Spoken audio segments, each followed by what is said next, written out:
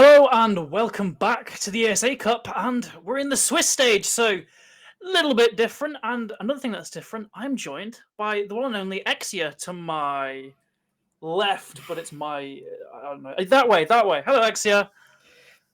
Hello, I'm Yep, glad Exia. to be a part of the cast today. It's my first time, Usually, so don't usually too mean to someone me. from behind the scenes has come to help us out in front of the camera. You might have seen them playing for Eternal Synergy. I won't sort of dwell on that because maybe not the most fortunate recent history there, but you've come to the casting desk. Only the best come to this desk, as we know. And we've got a little bit of time to just run you through this sort of change of format. It's not going to be that different from the groups so far. We're still running on 3 best of ones, as we can hopefully get a graphic up here showing that. Yeah, we're at the very early stages of this Swiss stage. Still 3 more matches to be played. I believe. Can I count?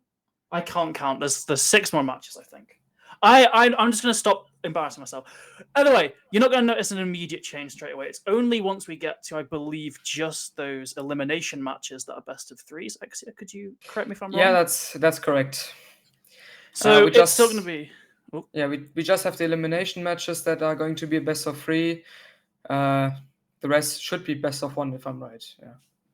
yeah. So again, it's not going to be that sort of different from the groups at the moment, but it does start to get spicy when we get to those best of threes. And today we've got some pretty nice games lined up. Match one, if we can get this graphic up. Well, match one should be Kanji versus Team Pulse that we're just currently waiting on now. Then Team Misclick and Arch Esports, formerly Yod, I believe, if I'm not mistaken. That's And correct. then Penta versus Legacy to finish off the night, 9:30 CEST. Oh, I'm exposing how little I know. Is that even the your current time zone over in? That's the European Okay, summertime. Yeah. I don't know things. I just look at screens and talk. But yeah, so these two teams, I believe we've got some nice, lovely graphics cooked up by my wonderful co-caster here to just show off these teams. So we start this off seeing how Kanji's holding out currently. What can we break down from here? Yeah, we got a new player at the Kanji roster that came now by the Swiss stage. It's Brexy. He used to play for the old Wii Sports roster that we knew like from 1 year ago with the players with 90 together, and if people know them. And yeah, they got pretty good stats, 75% win rate. I guess they got the first or second place in their group. Just lost against Pyra by Mannschaft, and yeah, we see they have two favorite operators to ban, and clearly one map that they like to play. It's Charlie, and worst map, it's just the ESA stats. It's Clubhouse. If we take all stats together from the other cups that we get, for example, from Liquipia, we see that Clubhouse is definitely a map that they can play good too. Yeah. Okay, that is sort of a little bit of a sort of. I'm a bit relieved to hear that because you don't really want a commonly played map like Clubhouse to be such a weak spot there. So again, they've not shown sort of the most prowess here, but they can still play it, which is a very sort of nice thing to hear because it should be one of those maps that you shouldn't be losing out too much. But on the other side, a team that hasn't really fared the best so far in their group is Team Pulse here, only 20% win rate, and it's not looking the greatest. And because of this Swiss system, that means they are actually going up against a much stronger team in that Kanji squad. So Pulse here, a little bit of a different story. Yeah, we have two new players for Pulse too. I don't actually know Benzino. I guess he played as an ESA for them. I don't actually know in which match. But we got one name that much people should know about. It's vods. He used to play for a pair of British teams, I guess, and he could be a good part to make this team better and give them maybe a better chance to even win against Kanji today. Yeah, then Now, Oregon being that worst map is something that really sticks out here because that's another one of those sort of commonly played maps. So is that just something from this tournament, or is that a more sort of underlying trend of this squad? Do you know? I don't actually know. We just have information from them that they played under a different name, I guess Skyline Zenith in the RSX Cup. I can go to the head-to-head history and don't see very much about it. They used to play. I don't think they used to play Oregon. I'm looking for it. Yeah, they played Oregon one time against the German Avenger Gaming roster. that we just know from the ESA Cups, and they lost it in the overtime. Maybe they aren't as bad as the stats now show. What I know is that they prefer to play Charlie and Cafe, and they should play it good. Like we saw against Yacht, they played the first match in the group phase as a 7-1 against Yacht, and I would say that's quite impressive. Yeah, we will see.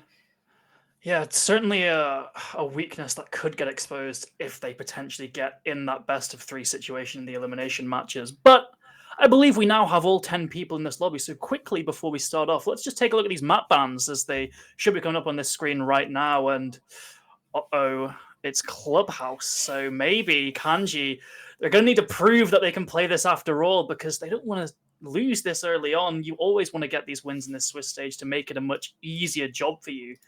But I don't know, Pulse, they could come out with the upset here. Yeah, we see Clubhouse now, the German classic map, I would say. It's like a pretty 50-50 map, so there's no side that doesn't really have the chance to get much rounds, I would say. And I search for a pair of more stats, and I see that Kanji definitely have more wins on Clubhouse than losses. They have 5 wins and 2 losses, as we can see on Wikipedia. Maybe they have other stats on other websites that they played.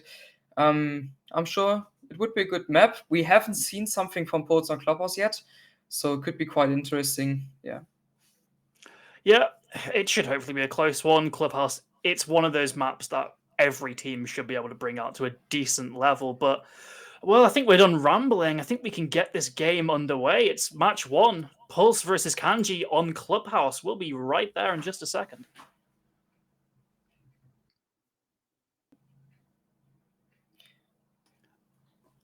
There we go. There we go.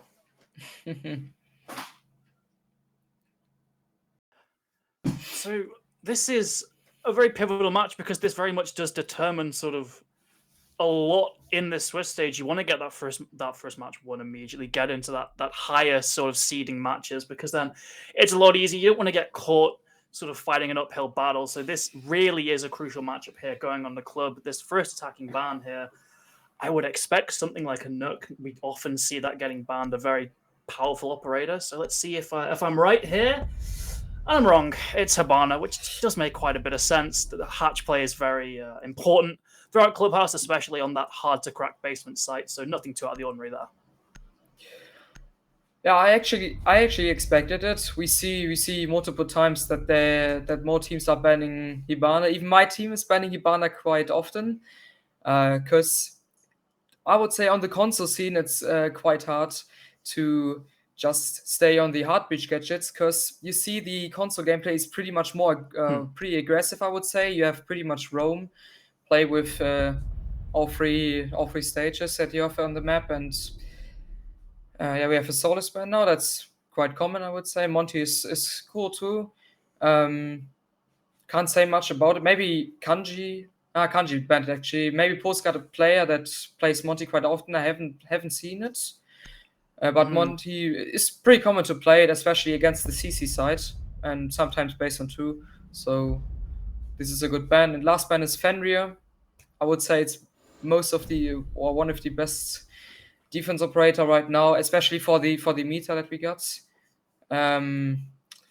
This gunfight meta, you want to go fast inside the enemy's room, and Fenrir is a good option to stop it. Yeah, a very strong operator on paper, although I honestly haven't.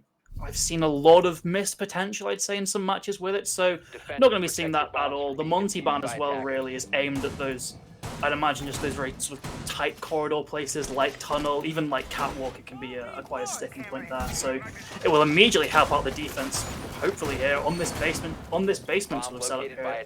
Down here they've got that mirror. Beans on that operator can be very strong at just denying angles. We see that one placed on the church wall, facing down main stairs. Valk as well, one of those really powerful defenders now that just simply slips by because there's a lot of strong defenders currently in this game. You don't have the bans really for them all.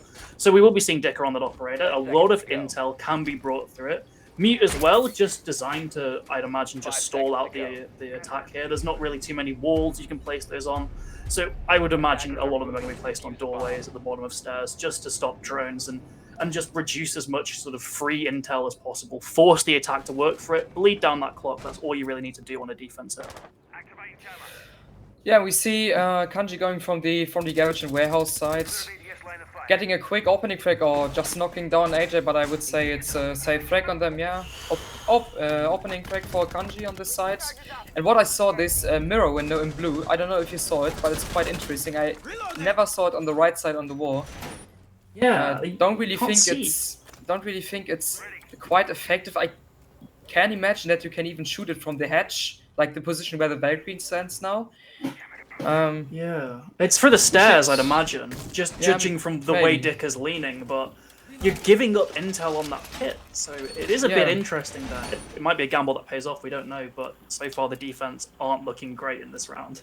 So what we have to focus on now is if Kanji spots this, because this could be a good point to like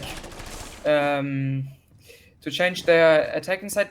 I see they will come from blue, and maybe they saw it even because it could be, or it could make their attack much easier and they execute much easier because it could be a good point to clear it very easy out. It usually have more like impact on the left side when it's there.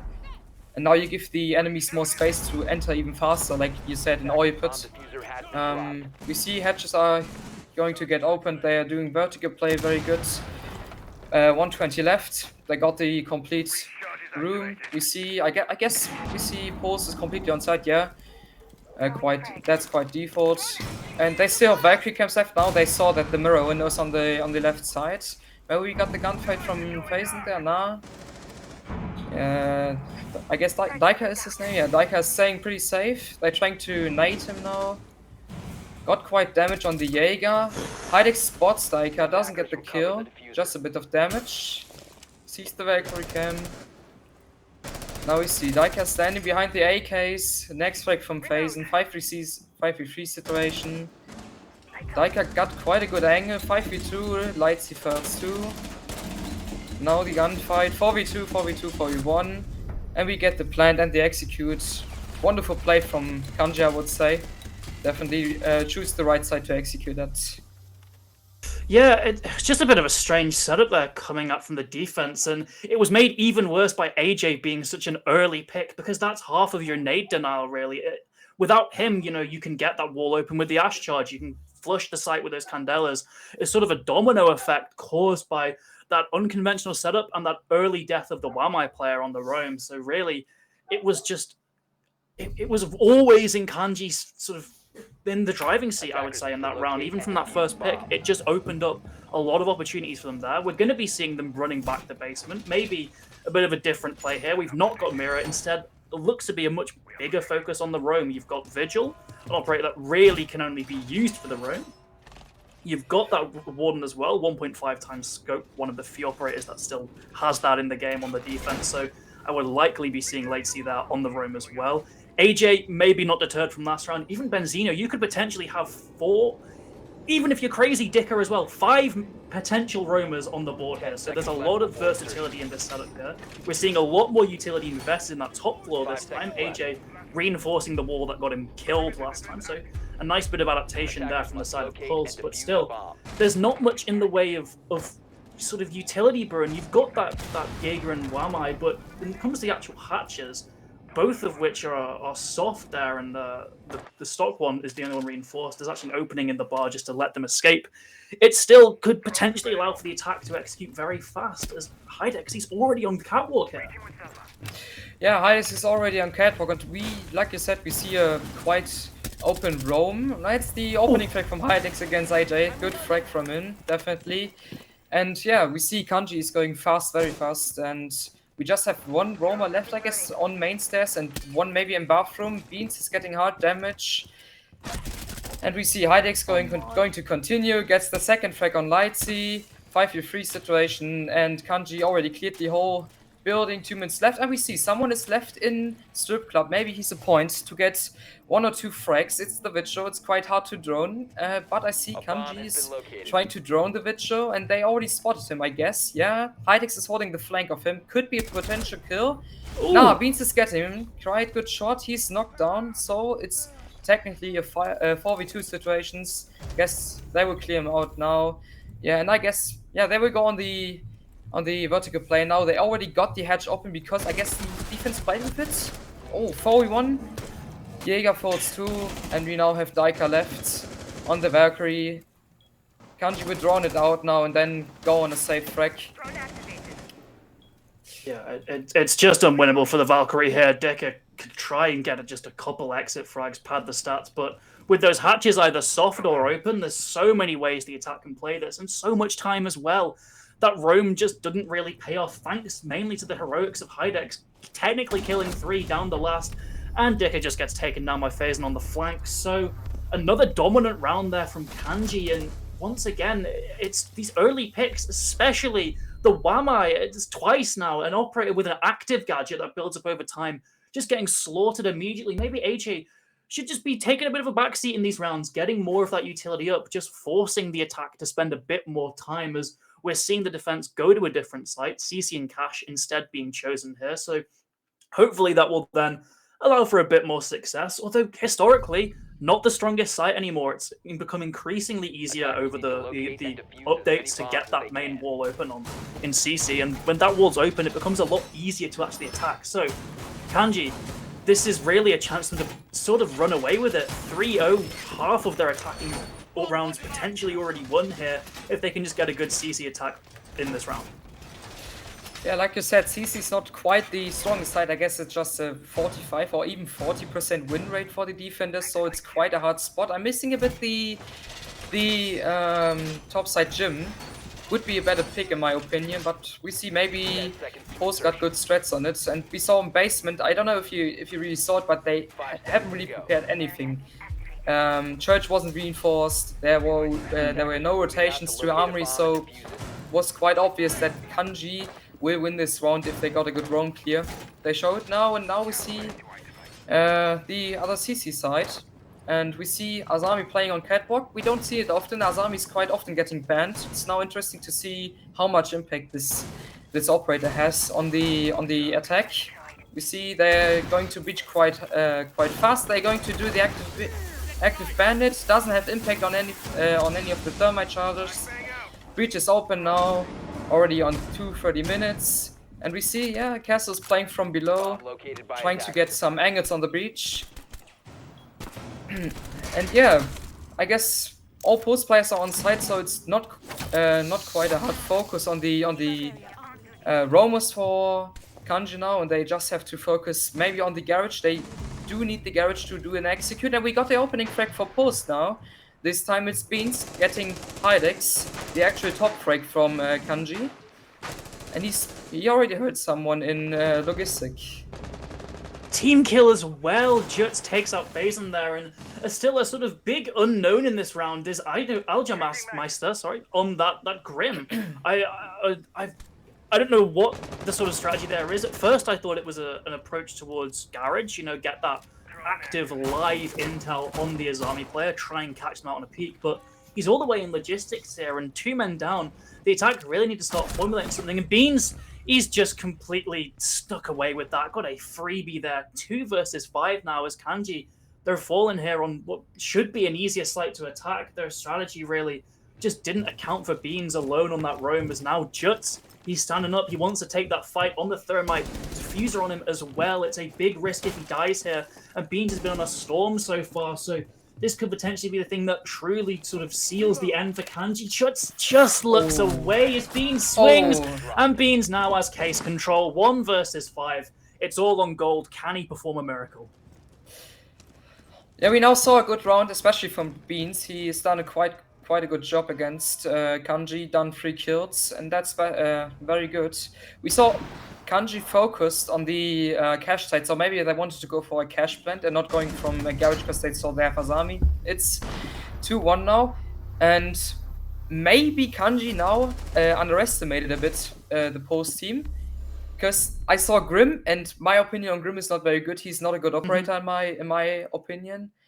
I think Kanji shouldn't go too much too experimental, because it could push Post more and give them more chances to win more rounds. And maybe go with a positive round swap. Yeah, you don't really want to be giving, like, well, in any stage of the competition, but really now as it's starting to get a little bit more competitive in the Swiss stage, you don't want to be giving the opponents anything. And if this does go all the way 8-7, Kanji might be kicking themselves that they gave away such a winnable round because they went a little bit out of the box picking the Grim. But anyway, back down to this basement, which was still something that Pulse just had no clue how to attack. We seem to be going back to this more bunkery style. We've got the mirror once again, but noticeably there on that blue wall, it's the other side that you have the mirror window. They're looking towards the pit position this time, not that sort of off angle towards stairs. So that could potentially allow for a bit more of an aggressive defense and just stopping the attack from getting positioning. But still, roaming wise, it looks like AJ's there once again. He hasn't had a particularly good track record with opening deaths so far on this site. Wamai as well. He can't afford to die early on here. So it really, I would say, this entire round could come down to the first sort of 30, 40 seconds if these roamers get taken out earlier. Yeah, we see again, Pulse is playing with top floor again. Maybe now trying to have more impact if they like stay together, going on the refrag, because we saw in the last rounds when they tried to do this extended roaming stuff, they were alone in every room, so they had no refrag potential. Now they are doing it better. We even saw they have a better mirror window now in blue, and we have the opening frag from Gold Soccer against AJ. Yeah, it's not quite a good match from AJ now. He's standing on no free, so he's not going pretty well now. Maybe he's becoming better in the attack rounds. And yeah, we see a pretty good clear from Kanji again, drawing all clear out.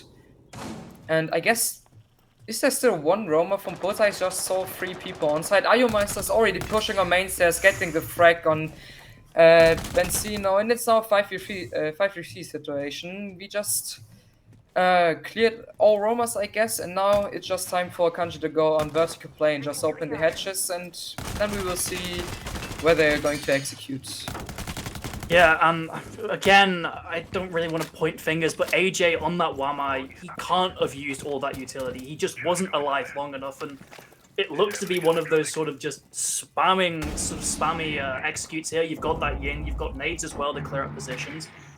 It's really where you'd want that Wamai to be alive, you'd want that utility to be on site, but he's dead again, so this could be detrimental.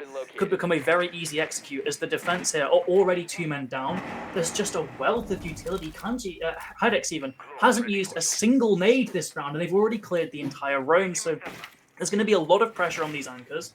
The mirror window seems to be getting just slowly broken away by that ace charge. Nitro misses, just goes completely wide as Hydex is now marching down these main stairs. And Kanji, once again, this looks like a very good round on this basement attack. If they can just convert it in this execute.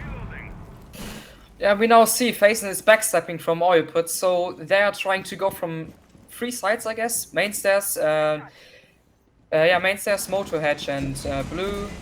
Hydex is now going down blue stairs. We got the double kill from Ayomeister. 5v2 situation. Now they spotted the Valkyrie. They know he's there. 5v1 situation's nice. Right from Hydex. Now Kate is swinging, but he dies. Another flawless round. This time from Kanji, and it was pretty well executed. We saw again. Pulse tried to do this extended roaming, and it hasn't worked out. The 3rd time, I guess. And I think they should just go on the bunker stretch, maybe on basement, because we see AJ does not have any impact now. He's not hitting any shots. And Pulse should definitely change something. We see. They're going to gym bedroom as I wished. Maybe it could work out for them now. Yeah, AJ on that mirror, which should suggest that he's going to be just sticking on site. We're likely going to see a window in that bathroom position just to apply a bit of aggression towards the hot tub wall. So hopefully AJ, they put the reins on him. He's not having the best of days. Of course, things can change. He's got an entire second half of this map still to come, so he could still very much pick up the slack. But maybe just put him in a little bit of a lower pressure scenario, just holding down the site. Let some of the more sort of the players who find a bit more success, although looking at this lineup, really, it only seems to be Beans so far that's sort of been hitting his shots. So just take the bit of the pressure off AJ, allow some of these other players to fit into this as more extended roam hold. We see a lot of utility being placed towards CC there, which does suggest it's going to be a horizontal extension. like they're not going to see any defenders down below. It's all going to be action on this second floor, and that could be particularly dangerous because Hydix and Phazon, that's 4 nades between them. That could be a lot of potential damage through those vertical angles if not checked. And yeah, it looks like there's not going to be a single defender down there, but Lightsey, he takes away half of that problem entirely, takes down Phazon incredibly early on, so that's a good start for the side of Pulse. That's interesting to see. They still don't have a rotation for Red Stairs, so it could have a bit of impact from of them. Jutz now going for the breach. It's getting easily open because they have Thatcher. Now Hydex is trying to nade the shield. They've done the red rotation now, so Lightsey got a potential way to go away from this position. He's taking the second frag. Nice shot from him against Hydex in Garage. Now, yeah, Warden is getting flashed. He's getting taken out. Pretty good play from them. Good team play from Jutz and Ayomeister. Now it's a 3v4 situation. We see Ace is pushing forward. Thermite is breaching the... Yeah, it's the garage wall. And they saw there's a line. Nice track from Daika with the SMG on this range. Now we got a 2v4 situation. It will get quite hard for Kanji because the stats say that it's more hard for the attackers to win with less people in their team on this side than on any other spot on Clubhouse. So Pulse should just have to play safe. They don't have to peek and they should pretty have the run safe. Now we see 1v4 situation. Nice C4 try. Doesn't get quite the kill. And Mira is getting a nice shot. AJ, welcome on the scoreboard, I would say. Getting the first frag of the match for him. And we have the 3v2 score for Kanji now. It's one side left on defense. Yeah, the attackers there from Kanji just sort of feeding themselves to Lightsey on those red stairs. Really good play from him. Eventually falls to the ace player of Ayomeister, I believe, getting flashed and a bit of tunnel vision there. Despite that Warden gadget, he just gets caught completely off guard by the ace. Very good play sort of there in that part. But overall, a bit of a questionable attack. A lot of utility put towards that CC side, and Hot Tub remained close that entire round. So it really left those remaining attackers with no real choices as, well, Pulse, they're going to the CC site again. They found success here. So we could actually be seeing a sort of 3-3 half here, which I certainly didn't expect, given how all those basement rounds went, but still, Pulse, they're finding their footing back here on CC. Although Capital being brought, that's a big thing, Ayomeister on that operator, and that really should suggest that they're going to take Garage seriously this time. They're going to want to clear that Azami out of that position. There's absolutely nothing that can stop those Capital bolts from going out on the side of the defense. So really, we could potentially be seeing at least a closer round here as Kanji, they seem to actually be taking Pulse a lot more seriously given this lineup. You know, no Grim is a real big signifier of that. Yeah, definitely. A 3-3 swap could be way more important for Pulse than for Kanji, because we see in the stats that Pulse got way more winning rounds on the defense, and it could be quite hard for them to get enough attack rounds to win this match. So it could be very important for them to win it. Now we see the breach try, and Beans actually get the thermite charge. Good bandit trick from him. Use his sounds pretty good. And we see Capital. It's pretty cool to see the strat again. It's a pretty old strat, pretty common, but we don't see it quite often. They are nading Beans now. Doesn't get the kill. He's knocking him down. Good job from Hydex on his side. Going to open the breach. That's the swing from the Warden. AJ dies to Hydex. And now we have the 5v3 situation. Jutz is finishing Beans. And there we see. Kanji opened the breach. They have pretty much control of Garage. Nice track from Lightsey there. 4v2 situation because Phazon is getting a frag on Daika too. And yeah, maybe if the Azami plays good and uses her gadgets pretty good. No, she used everyone. Okay, that's quite unlucky. 4v1 situation. Phazon is getting another kill. And there we see. One is rappelling upside down in CC. They got pretty good impact. Hydex backstep from... he's already on site. Okay, he's getting the kill from from Cash. Quite good round. Way better played from them than in the first CC attack. We got a 4-2 swap. Pretty common, but it could be way more harder for Pulse now to win because, like I said, they have less attack winning rounds than the defense. I'm pretty excited to see how they attack now. Yeah, it wasn't that 3-3 half we thought it was potentially possible. 4-2 and a bit of a dire statistic, I guess. Every round that Attackers need to Pulse locate and lost that, defuse bombs. AJ was that opening gap. So that is a player that really sort of should say needs to really step up there, not put themselves in such a sort of compromising position early in those rounds if they can't hit their shots. But really, it was just a good response from Kanji there. That first bandit trick goes out, and immediately they respond with a wealth of utility just to disable that bandit player, get that nice big hole in sight, and from there, all of their shots just hit the mark. They completely slaughtered that Pulse defense. But we're on that side top now, and immediately we're on a stage defense. And I know we were just saying that Kanji seems to be taking Pulse more seriously, but this might just say the opposite. Not the strongest site by any means, not a particularly well played site either, not very commonly played at least, so maybe they're just lagging on this aspect of surprise, but with the attacker repick that's been in the game for quite a while now, surely Pulse have seen this and they've slightly adjusted their lineup just to deal with such an unconventional defense here. Yeah, it's cool to see this side. What we know is that Bar is actually the stronger side than CC since the rework. So potentially it's a good side. We see, for example, from Empire, I guess Bar is even their favorite spot. Maybe it's because of because it's playing a bit for the meta. It's a big spot. You have a big hall where you can aim through, and we know it's the 1.5 meta. So it could be a good spot for teams that have more impact with gunfights and not with strats. But we see Kanji built up a very good strat, so it must be learned from them, or they trained it together in scrims.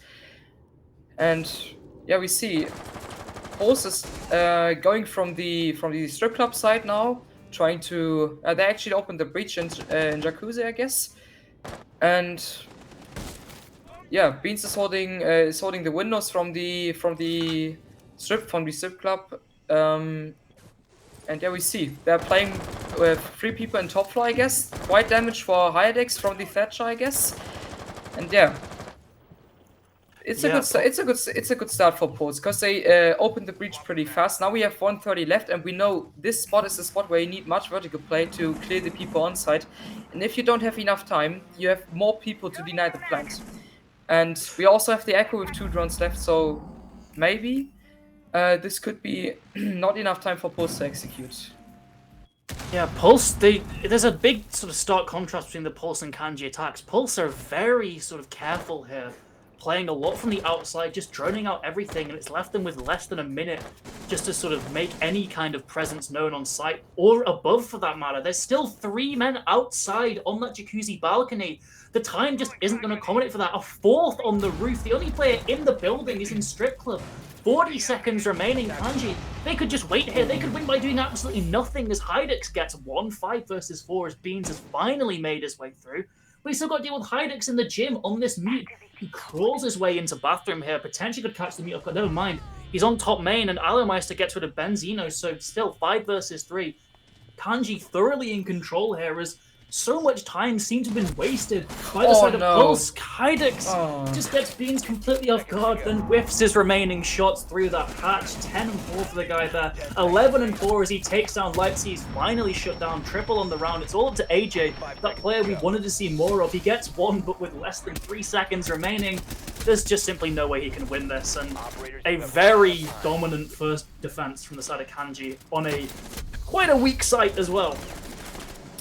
Yeah, we saw it was very good play from the Austrian from Hydix. He's having a good round. The IGF from Kanji is having much impact on this match now. 11 kills already. Yeah, what should I say? It was they needed way too much time to go even above the spot, and we saw they didn't even had enough time to play any vertical. And yeah, Hydix got 3 kills because they had 1 point to enter, and that was the breach, and Hydix just picked them up, and we even saw it was quite unlucky that I guess it was Beans didn't saw Hydix sitting in the gym rotation and missed him. Yeah, it wasn't good play from Pulse because they just needed too much time, and hopefully they do it better now. Yeah, going down to this basement, hasn't had the best record this match, but it's a new side taking on this challenge, and Kanji have looked very strong in that first defense, so they could potentially mimic that success down here, bringing the Kaya this time just to I'd imagine lock down those hatches. I don't really see any potential for wall down unless it's going to be on that mirror on Church, but it looks as though he's still got 2 in pocket. I would imagine they're going to be on those hatches just to sort out the attack a bit longer, and they're only going to have those impact EMPs, which don't have the biggest radius, so it's going to require a lot of careful sort of utility placement. But luckily, they've read into that. AJ on that IQ can get an accurate ping on the Kayad Claw and allow Benzino to take it down. So a nice little bit of counterplay just during that pick phase coming out from Pulse, but they've still got to win the round. Yeah, and now we see a Jekyll too. It's the first round that we see a Jekyll, and it could help them to make a better clear on the roamers. I don't think that Kanji is even playing with roamers. They're more playing on basement. They have one guy playing on main stairs that's facing with Omai, and they're now doing verticals. I guess they will play with active impacts on the kitchen hatch to deny the hard breach gadget. We saw the Hibana ban. Now the Hibana ban from Pulse could play for Kanji because they just have 4 of these hard breach gadgets, and we know Kanji got 4 impact grenades, so they could possibly deny all of that and make it even harder for Pulse to execute. We see IQ is already in kitchen, searching for electric gadgets, sees some Vamai gadgets, and I don't think she saw she saw a Kite Claw. Maybe Kite is playing active. Ah, no, it's actually the Azami. Yeah, 130 left. Pulse got top floor now. Played it better than on the other side the round before, and now they can play vertical, opening dirt. And it looks like it's going to be a main stair, kitchen, maybe dirt execute. So they're going on armory plant. Yeah, it could be interesting because we have Azami and she got much gadgets, and Azami is pretty strong on that side, like on CC. Yeah, we see. Yeah, a lot of setup here from the side of Pulse in quite good time. Still a minute remaining as they're looking to get that final hatch open, but something's gone catastrophically wrong there. They've whiffed both of those impact DMPs. AJ nowhere to be seen with that IQ gadget, so Moto, it's going to stay closed for this round, and that massively limits what the attack can do. You can see change of plans. They're going to breach that blue hatch instead, but they're walking into quite a substantial setup there. 2 defenders holding down that gen position as well. And kitchen isn't even open yet. There's still 2 of those hard breach gadgets remaining, and 6 impacts in fact. Hydex is going to go for it. If they can shut down that hatch breach as well, it's going to be huge as the attacker just walking on in. AJX opening death. AJ even opening death again, this time on the attack as Latesy gets 1 through the floorboards, but still 25 seconds left. Basin goes down, but there's such little opportunity for the attack, but Latesy's making it work, drops down the hatch, confirms that 3rd kill, gets 2 on his own. 2 versus 4 now, make that 3 as Benzino goes down, beams as well.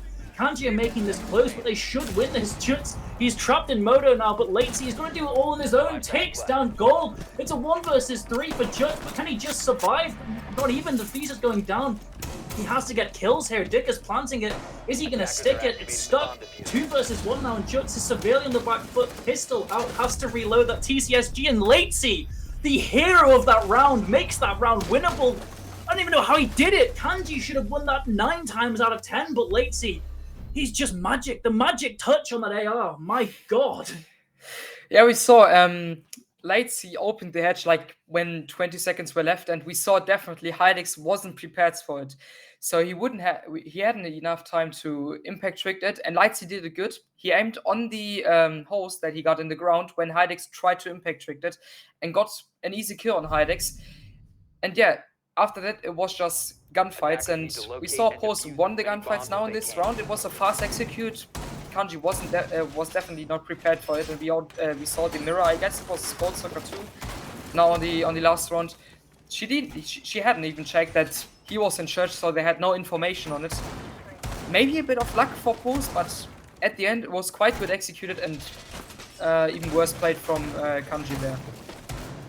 Yep, they're not too deterred though. They're going back down to this basement again. Same operators, I believe. Yep, still got that Melusi, which is a bit of a questionable pick in sort of the current meta. Very slow operator, but still, those gadgets certainly do have their use, slowing down and just used for intel.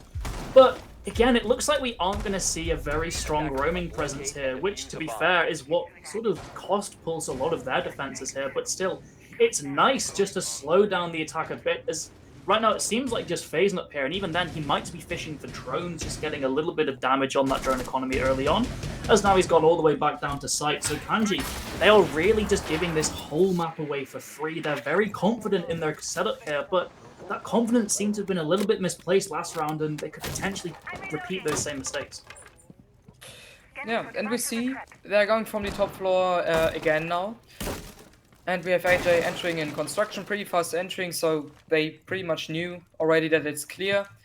They have a Jekyll again, so it makes them even easier to enter it and see if they have roamers or not. And it seems like it's a bunker, like a bunkering again from Kanji, and hopefully Pose will do it better now. Try to drone these kite gadget on the memo hedge, because I don't think Kanji will do the same mistake again. They're a good team and they know what they have done wrong. I know Hydix is a very good IGL and he's learning from mistakes pretty fast, and he's studying his team pretty good. So Pose cannot relate on the help from Kanji this time. Yeah, it looks like Jutz is actually going to be actively trying to trick that, reading into the fact that they aren't going to bring that full Thatcher. It's just going to be impact the MPs, but the attacking side of Pulse seems to have clued onto that. They're just avoiding that hatch for the time being, focusing their utility elsewhere. Is still no aggression from the side of Kanji. They're being incredibly patient here. They've got eyes on the hole. Hydex, in fact, actually has crept up blue, could catch them off guard. There was no such aggression last time, I believe. Idolmaster holding these vertical angles that the attack themselves made. Still has impact in pocket, but it was very risky last time. It ended up with Hydex dying, and he could potentially join him this round. It's still a lot for impact here underneath this hatch. They're just waiting, perhaps a sort of double bait coming out, but they don't expect Lightsy to already be holding that. No breach required, but the response comes back. Excellent shots from Idolmaster there, and still that hatch remains closed. Modo as well, I believe. There's just no real attention brought to these hatches. Yep, it's still closed, still shocked. There's not a lot of avenues again for the attack, and Lightsy, that just magician, is gone. Benzino as well, but AJ, look, he's crept up dirt. He could potentially get these defenders off guard. Dicker as well gets one. 3 versus 3, but so little time remaining. Yeah, and we see they are now in dirt with 2 people. One is coming from main stage. I guess they have no hatches opened. And now it's AJ Beans getting the frag on Jutzmeister. It's a 2v2 situation, going for a plant. Gold is coming from the armory rotation. 2v1. We have Fazen left in blue. And yeah, it's a good situation for both. Now they played it pretty good, even if they have opened the hatches. And now Fazen is trying to get the clutch. Doesn't really have information on the second one. It's a good frag from AJ. 4-5. And again, we saw I was wrong. Kanji hasn't learned from their mistakes. They were going for the gunfights again and haven't waited for Post going inside and get the easy frags. Yeah, I don't have much to say for that. That's not good plays. It's just, once again, Pulse, they find a single weakness in that defense, and they just go all in on it. Last time it was Lightsy going down that kitchen hatch. This time it was Dirt. AJ just pushes through, a player that hasn't had the greatest time here, but really the success of that round you can pin on him, just forcing his way into sight there, allows Beans to get that plant down, and once that diffuser goes down, it's very difficult for Kanji to get that retake. So they're going upstairs this time. Gym and bedroom. Potentially first time we've seen, second time actually. I think. It's the first time. They played bar before and played with top. In the match though, in the match. No, in the match not. We saw Pose, I guess, but it's the first time from Kanji. So potentially just an opportunity for a little bit of a different strats. We're still seeing that mirror placed in that bathroom position. Very common spot there. The Frost as well being used here. A lot of utility on that operator. A shield, shotgun. The gun has slowly been sort of nerfed over the years, but still, if you can hit your heads, it's a decent weapon there. Slow rate of fire, but not much recoil. So Phasing could still be a bit of a menace on this round, but those frost mats as well are the big thing. They are going to cause a lot of sort of distractions, a lot of choices to be made by the attack. Where they focus on? Do they want to try and take a gunfight and get traded by the frost mat? Do they want to just shoot that mat and get in safe? Decisions that are going to have to be made by Pulse. So really, it is based on the overall attacking strategy of Pulse and what they value most going into this site. Yeah, we see now Lightsy already has 8 kills. He had, I guess, 0 kills after the first 3 rounds. And what we know is Lightsy is definitely maybe the main fragger of Pulse. He was, I guess, in every match they won the MVP for them. And it could be quite difficult for Kanji now to clear him out, because I know Lightsy, if he got good rounds, he's most times unstoppable.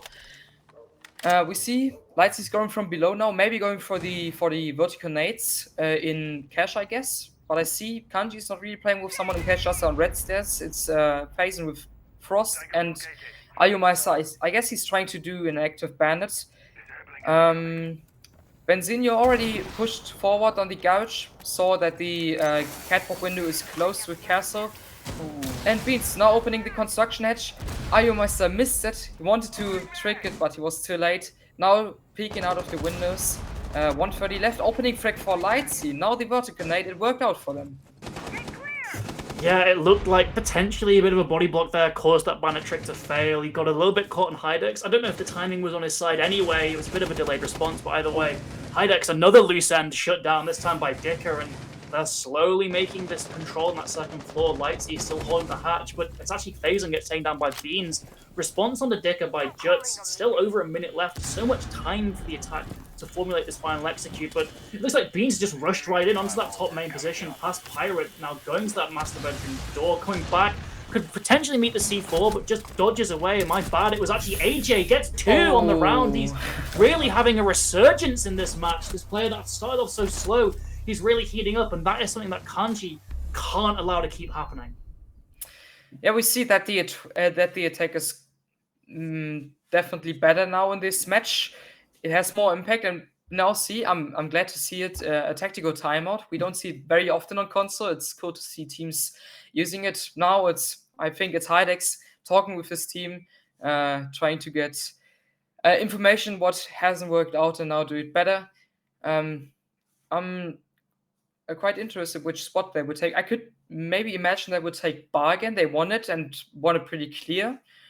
And we saw Pose hasn't really an idea to attack the bar, so it could be a potential match point getter for them. Now we see. Yeah, I think another big thing about this timeout is they just want to sort of put the brakes on, stop these players on Pulse from gaining any more momentum. Just take a chill pill, basically. Stop them from really heating up, because their gun skill has been getting better as this match has progressed. They're clearly sort of getting more into the game, so just stop that now. Get a sort of clean slate almost, because that is where Kanji were really successful early on, and they've just sort of let it slip away.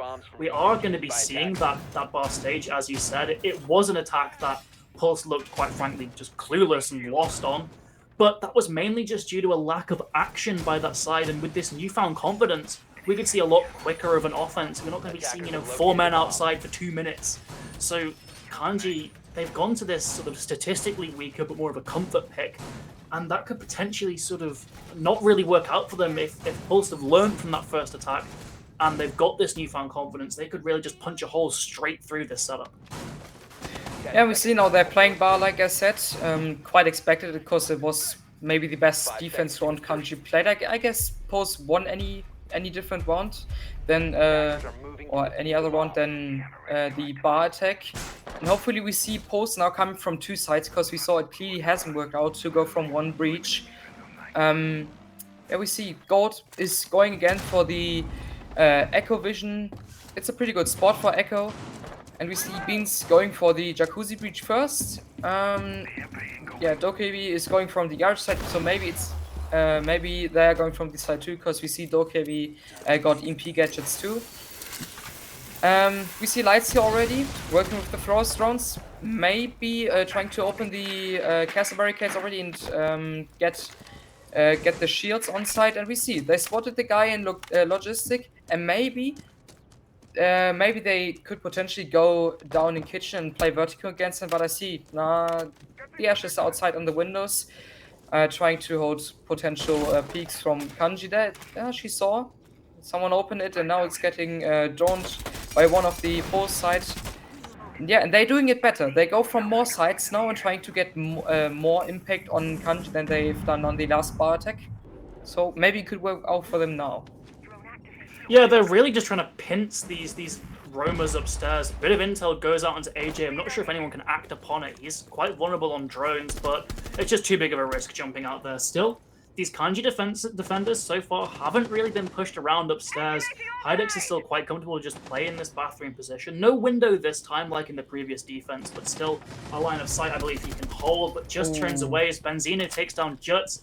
Castle off the board, that's a good start. Phazon though does respond. Dick of the Thatcher goes down. Lightsy still just dancing around this hot tub breach. Doesn't really want to go in if he doesn't have to. Doesn't really give his life up that early, but Phazon is taken down.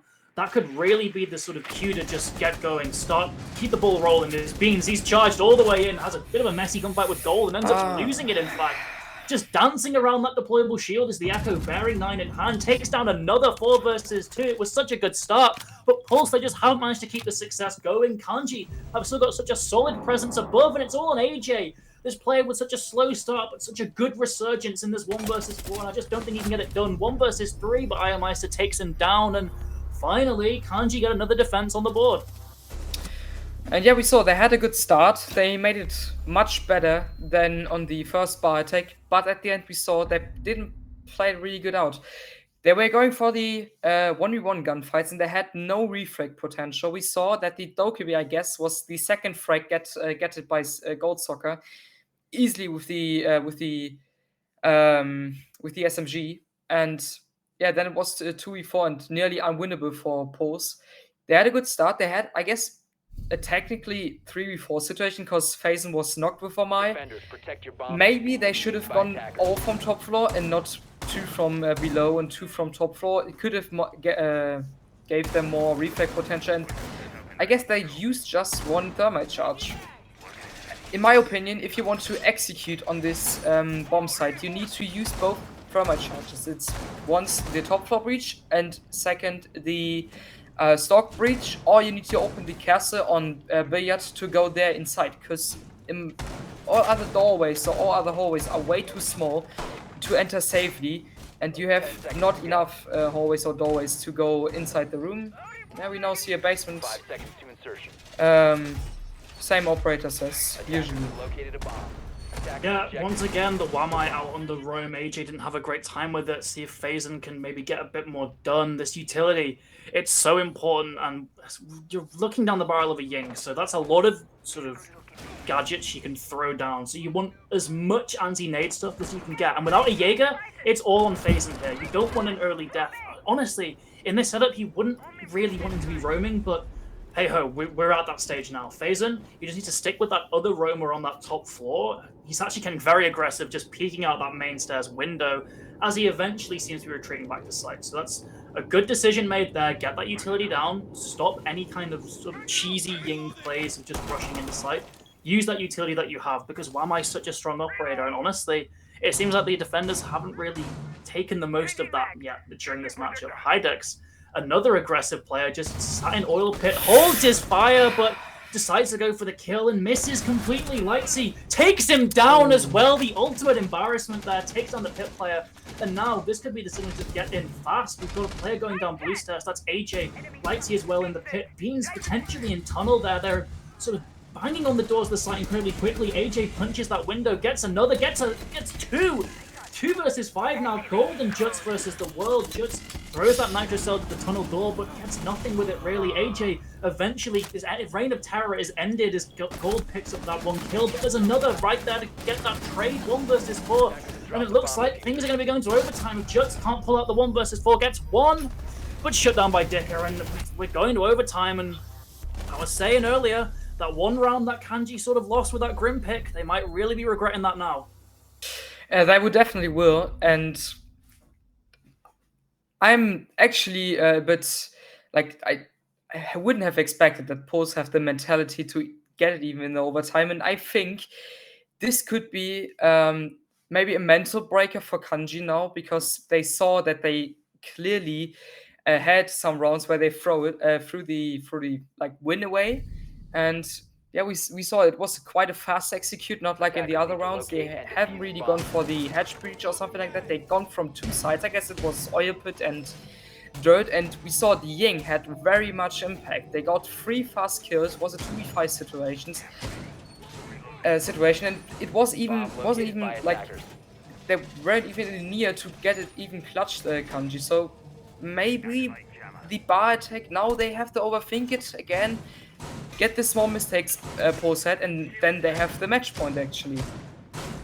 It's a risk from Kanji going back here. Yes, of course, the numbers say they won this 100% of the time during this matchup, but these are sort of very easy mistakes for Pulse to fix here. Just a sort of lack of cohesive aggression from the team. You know, first time they were just not going in the building at all until the final execute. The second time, just taking those 1v1 gunfights and losing. But if Pulse just learn from that, as you said, really this is a big risk for Kanji, and it's not a particularly great sight. Although, obviously, that relies on the adaptation from the attack. So, there is still a chance for Kanji to walk away with this, with 7 rounds on the board, get themselves on that match point on their own.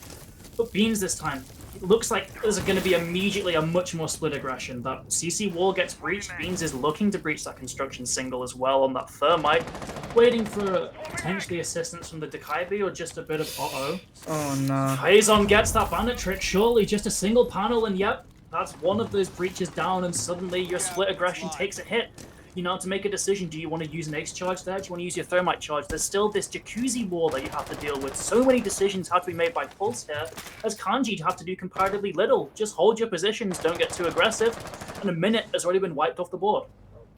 Yeah, but it kind of looks like they saw their mistakes. They're going from the stock side or construction side now. What's, in my opinion, very much better because it's way easier to execute it than from the billiard side. We saw quite a few utility waste. They used an ace charge for the softball and CC. They could have used potentially a breach charge. We got the opening frag from Ayomeister now for FE4 situation. AJ is out, one of the most impact-having players from Pulse, and now they have 130 left. I guess they have just the outside breach open. They push now to the cache side and going for the people playing in master bedroom. They don't have much time left. Maybe they could have the same problems like they had in the first bar attack. They won't have enough time to play vertical, and this could have impact on their execute. I don't think that that Pulse quite overthink enough. I would say Kanji maybe got this round already. Yeah, the only real saving grace is the lack of something like a Jaeger or Wamai, and there's still the presence of nades for the side of Pulse. So you could maybe cheese away a kill or two on this top floor, but Kanji, they've retreated these more defensive positions. Gold as well, still just getting all that intel he needs with the Echo drone. As we've seen, I don't think there's any roamers on that top floor anymore. They've all just fallen back. They've even got Gold now preparing for that final execute, going all the way down to the basement to get a bit more security to use those drones. Lightsy, I have a feeling once again the world is going to be on his shoulders. He needs to get away with it with a couple kills here as Ayomeister takes down Dicker. 5 versus 3 as Ayomeister eventually gets traded out. Lightsy as well, going for this play on the stage. Might want to just get a... Oh no, a free kill there. It wasn't the Echo though, so there's still that threat of the drone and the threat of guns as well. Benzino in this 1 versus 3 alone on site, concussed, and Juts picks up that kill. And Kanji, once again, 3 rounds, 1 on the defense, all 3 bar and stage, they move to this overtime match point. And now we see the overtime match point. It was very good executed from Kanji on this side. We saw Pulse. They made the same mistakes 3 times now. They used too much time to get even on the attackers that on the defenders that played top floor. And maybe it could now pay out for Kanji. We saw attacker side is way better for the teams on this in this match now. And yeah, we see CC side. I guess Pulse won it once and lost it once. So they have to improve to win it again, and I think Kanji is they are good enough to read the mistakes of the enemies and to read their mistakes, and they could potentially win this round because they already know how Pulse is setting up, because they pick exactly the same operators like in the last match. We see Capital had much impact now in the last CC round because they fired the guy that played active bandit there. So, will be a hard one for Pulse. They need the fragging power they had from Beans in the first round they won. Then maybe they win it. Yeah, a big thing here though, they've opted away from that Azami. Instead, they're bringing Jaeger and Wamai here, which really shows they've a bit of adaptation for themselves. That bandit player likely shouldn't be getting naded out at all this time, just with the amount of utility defending them. But it opens up a weakness on the Garage, and Garage wasn't, you know, swamped with utility last time, but Still, you don't really need to do that. Capital bypasses the Jaeger gadgets, only get caught by those magnets. So, still, there is potential for Kanji to just sweep away map control pretty early on. It really does come down to this bandit trick, though, I would imagine, as Beans, he's running all the way back to that wall. A bit of delay there from Kanji, and I believe Juts, in fact, yeah, gets away with that thermite charge, and I was expecting that to be a trick. It was in the middle of both walls, but Beans just opted away from it, as that gives them that crucial opening breach into the site and really sets them in favor to win this round. And yeah, now we saw they extra picked the Jaeger to save the bandit. Oh, they get the opening frag from Benzino. 4v5 situation. Capital is down. He's done his job. They opened the breach. Capital had impact with his fireballs. And yeah, like we saw it. They don't have an Azami now because they picked the Jaeger to save the bandit, and they actually didn't make it to trick the breach. Seeing gunfight from FaZe now, he's seeing I can't actually see which operator this is in. He's seeing the guy in launch. I think it's Dicker. Holding it. It's Dick. Yeah, it's Dicker holding the. Yeah, it's Castle. Makes sense. Definitely. He's holding the guy in launch. Dicker now had the chance to change his position, and maybe FaZe isn't expecting it. He's thrown him now and gets a nice click on FaZe. 3v5 situation now. Hydex is getting Benzino, and now maybe Kanji can get it because the guy in lower garage had much impact. They now need the castle because he got much verticals, and they can nearly not go for on any plant position because I saw they open nearly everything in the ground. Yeah, they need the garage control, and then maybe it's possible for them to go on the plant execution. Could be quite hard for them now. Yeah, they're actually opting away from garage, so it looks like they just want to take the issue straight to site. Hydex gets fought away with a bit of damage. Juts as well taken down as Beans takes the initiative, takes that swing. Diffuse is cold now, and he has this position in sight, right by that default plant spot. Hydex once again scared away, this time from Garage Gold. The only player on this breach with even a chance of really doing damage in the site. Takes down the Wamai player there, AJ. But against traded, Hydex though does manage to get a bit of a warpath going through this garage. Takes down one on the catwalk, but so low in HP. Still got those explosive projectiles, but not the concussive ones. But Intel out on Beans' position. It's going to be hard to take this kill, but if he manages to block this winner for free, pre-fire, never mind. Beans, he's just too quick on the trigger. Hydex goes down, and we're going to all the way round 15 for your first cast, Exio. Only the best here. Only the best. And I'm honest, I wouldn't have expected this. I would have expected that Kanji quite drives over Pulse, but I'm very impressed, and Pulse is making me proud. We pushed them into the Swiss system, and now they play a pretty good siege. Especially, they are improving. They thought about the impact, their forts. No, pardon, and they make it better. They win the gunfights. They had quite good plays they've done. For example, the position chaining from the castle launch. The Ash didn't expect it. Castle gets an easy frag 3v5 situation, and after that, Paul just had this trade-to-trade siege and easily won it. Yeah, a bit of a different aspect to this setup here, though, in this final round. Hydex is on that Goyo, so it shows they want to focus a bit more on position denial, especially on that area. Yeah, wait, am I mistaken? Yeah, they did, but Paul's just run through it, so they didn't. Okay. They didn't even give attention to it, so yeah. Maybe Kanji. Okay. That is the big problem with fire in this game. It's a lot less threatening than the smoke canisters, which I'm a bit surprised we haven't seen a smoke at all. Obviously, the shield nerf is in effect, but still kind of a strong operator. You've got a lot of utility there. But either way, fire doesn't obscure your vision at all. You're not really at a disadvantage taking gunfights, so you can just walk through it, even if you do take a bit of damage there. So that could potentially neuter this defense from Kanji. Idolmeister, though, taking up the aggression elsewhere, very aggressive in this garage position, just peeking up to the doorway. Doesn't see much, shoots the drone. His position is now known, but he's aware of this. He still wants to take this gunfight as another drone comes out. Doesn't see it. Pre-fires come through that soft wall, and that's the notice to just get out of there. Idolmaster goes all the way down blue. Hopefully, I would imagine he's just going to retreat all the way up to site. Gets another drone for his troubles. Just peeking that angle in case anyone gets a bit aggressive. And yep, all these Kanji defenders once again back on site. And now we see Kanji defended with dirt. because they saw that the most impact on this side of them was from dirt from the post side. And now they have the Warden positioned perfectly against the Ying that every time executed from dirt or through their candelas there. Now going for the hatch breach. I guess they got impact grenades. No, they didn't. They actually opened the breach. Okay. So we now have an open kitchen hatch at 1:30. We didn't have it in every round in this match. Going for the vertical play, having much impact on Armory now, and we see Kanji now has to leave or need to leave the Armory side, and it could maybe work out for Pulse actually. We saw Kanji likely through the rounds away by gunfights, and now Pulse even got more space to have the gunfights.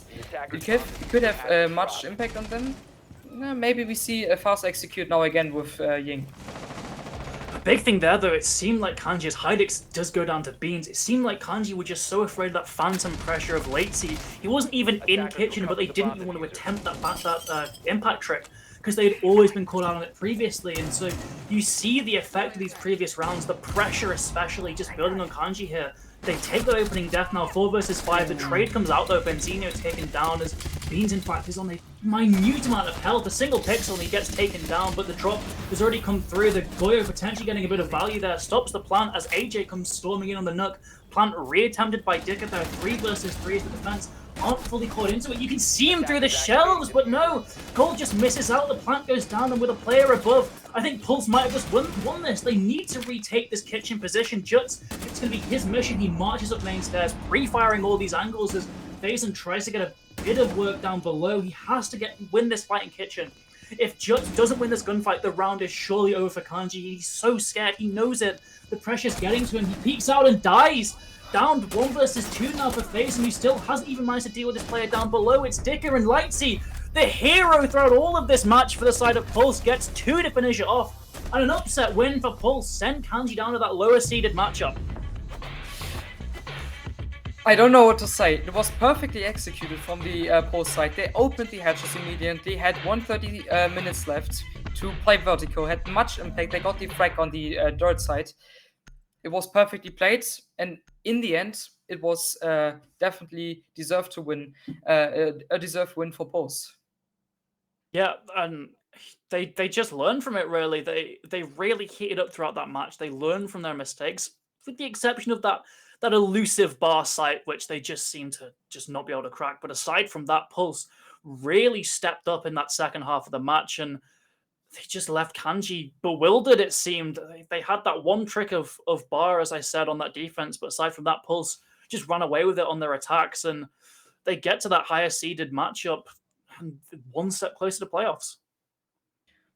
Yeah.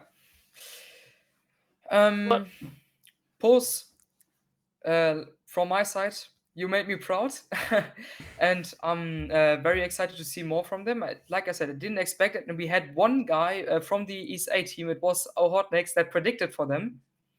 So he was right, and yeah, we are going in a short pause now, preparing the next match, and see you soon.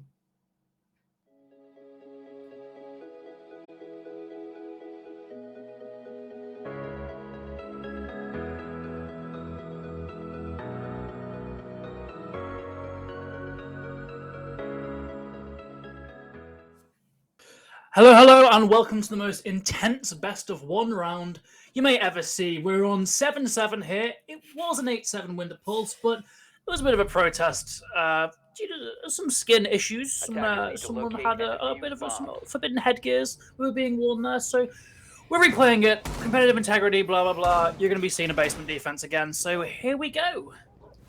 Yeah, we see the basement again. They need to play the basement, and they all need to play exactly the same operators that they played in the last round that got protested now. And maybe we see a different build-up from the defense now. Maybe they try to give more attention to the hatch breach now, because we saw the from the side of Post they opened the kitchen hatch at 140, I guess, and Kanji haven't really used impact grenade to like to destroy it or something like that. hopefully they're doing it better now. Maybe they play with the ward now in dirt to deny the Ying and not with Gojo. Yeah, we see.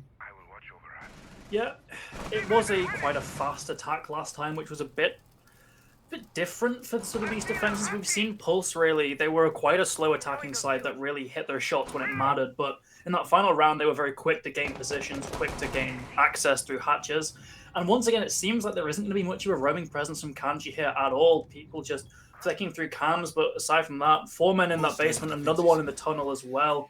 The only one who's slightly being a little bit aggressive here, I'd say, is Hydex, just creeping a little bit up those main stairs, but still Kanji, they know the pressure of this situation. They were the ones that called for this sort of second chance, and due to just the rules, they got it. So they really need to not mess this up this time. Benzino, though, immediately gets rid of that Kaid Claw, and that allows for a breach to be opened on tunnel. Still going to be quite a difficult position to advance through if not drained properly, if there's not a lot of utility thrown towards it, as Idolmaster is going to be holding that with a Warden. But still, a little bit more just space gained through destroying that, getting that breach open, and it just allows one more avenue for the attack to really go for this execute. Yeah, now we see Daika is now coming to the vertical play 2.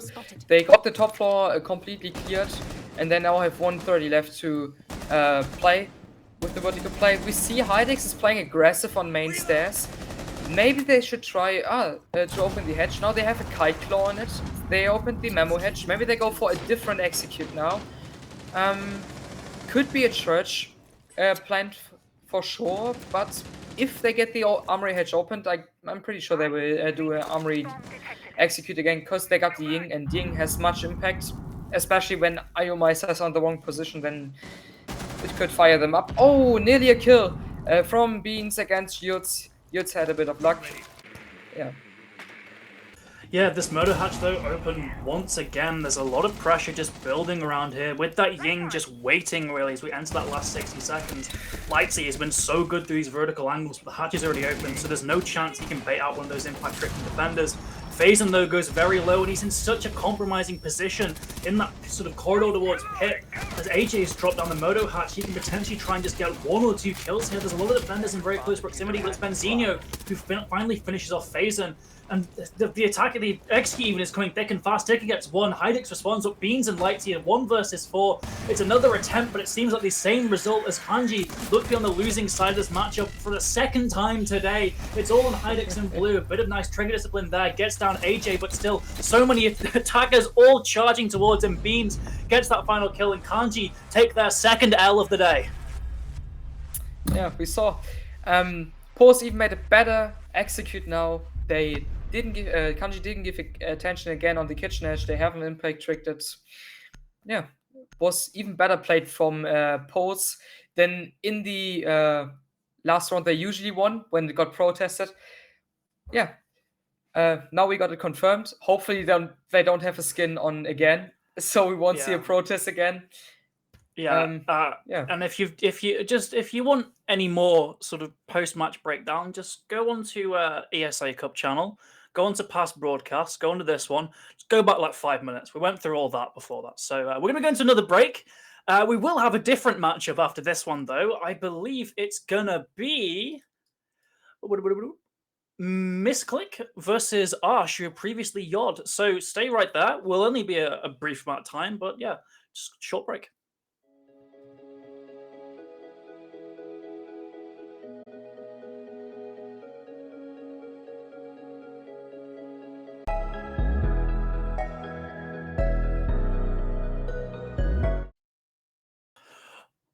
Welcome back to ESA Cup, back with the Swiss stage matchup. We've got Team Misclick versus Arsh, formerly Yod Esports. And we've got quite a bit to talk about these teams because there's been a bit of a change on both sides here. Yeah, definitely. We saw a pair of transfers, and especially we saw Arsh change the organization. They formerly played for Yod Esports.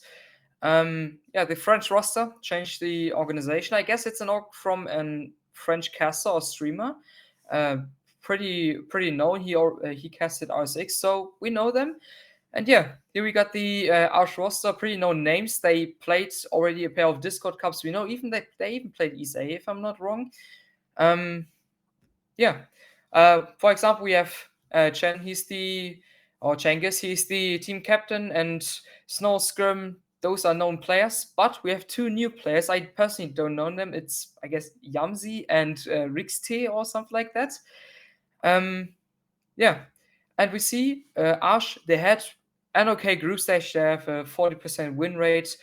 Most band operators are Ying and Mozzie, quite, I would say, common. Best map is Clubhouse, worst map is Oregon. Again, I want to say those are just the ESA stats. Those are not the overall stats from other cups or something like that. So it don't really say much about the teams. Yeah, just the win rate is important for this cup now. Yeah, this is Arch Esports. Like I said, they changed the org, and they are quite an interesting roster, especially with the new players. Yeah, they're the thing that really sticks out to me. Again, it's one of those teams where Oregon is pegged as their worst map. Obviously, it's a small sample size, but still, it is a map that you're going to be brought to a lot, especially as we said before. If you're in that sort of unfortunate position where you're in an elimination match, it will be best of 3, and Oregon is more than likely going to sneak its way into that pool of maps that you play. So it might be something that they need to work on, or it might just be a bit of bad luck combined with a bit of just of a small sample size there. The Ying being banned a lot, though, also goes hand in hand with the fact that they do play a sort of club in Oregon a lot, which are these maps that have a particular sort of bunker site, usually the basement. And Ying is really just a very good sort of utility sink to just throw a lot of stuff in there. So it does kind of make sense. But the most alarming thing there is Oregon being sort of picked as their worst map and the below 50% win rate. It doesn't exactly fill you with confidence. Yeah. So the other team we have is Team Misclick, and we see they have 2 new players too. And I would say maybe their star player Legoman, unfortunately, is not in the team anymore. We see new players Yasko, a French player. I hope he's speaking good English, so the communication is not too bad. And we have Will. He's a known name. He played for Team Misclick already, I guess, even the past seasons of the ESA Cup, and he played sometimes for different teams. I guess he made even an ESA maybe for Team Misclick. I'm not quite sure. Yeah, we see Misclick got a 75% win rate. That's really good, especially for the group they had. I guess they had a pretty tough group. Most band operators are Flowers and Fenrir. Fenrir is a very strong operator, the newest operator we have in the game. Got much impact on the meta, like I said, the match before. And we have Flores. Flores is clearing very much utility, and I know Miskik is a very strat-based team, so it's not really. I'm not really wondered that this is the most banned operator of them. And now we see best map is Oregon, not like the other teams, and worst map is Charlie. Yeah. Yeah, the only sort of, again, kind of negative thing you can draw away from this is for such a strat-based team, it is a bit odd that out of all the maps, Oregon, which you would maybe say goes quite a lot to gunfights, they are so proficient at that, but also that just shows the sort of a good ability of Misclick here. They've certainly shown that by being a higher seeded team, that 75% win rate. They've shown to be a very good side, and overall, it's nice to see that despite them preferring to play the game in a strategic way, they can still very much survive in a gunfight-focused map and very much in a gunfight-focused meta that we're in right now. Yeah, definitely. And I would say we can switch over to the map bands. Yeah, we see it's Bank, actually. Quite a cool map, cool to see. I would say strat-based, so it could maybe play for Misclick. I don't really know how Arsh is playing on this map. I didn't really saw them there. I know that Misclick is playing pretty good and confident on this map, and they had much matches they won there. So, yeah, I'm pretty excited to see it.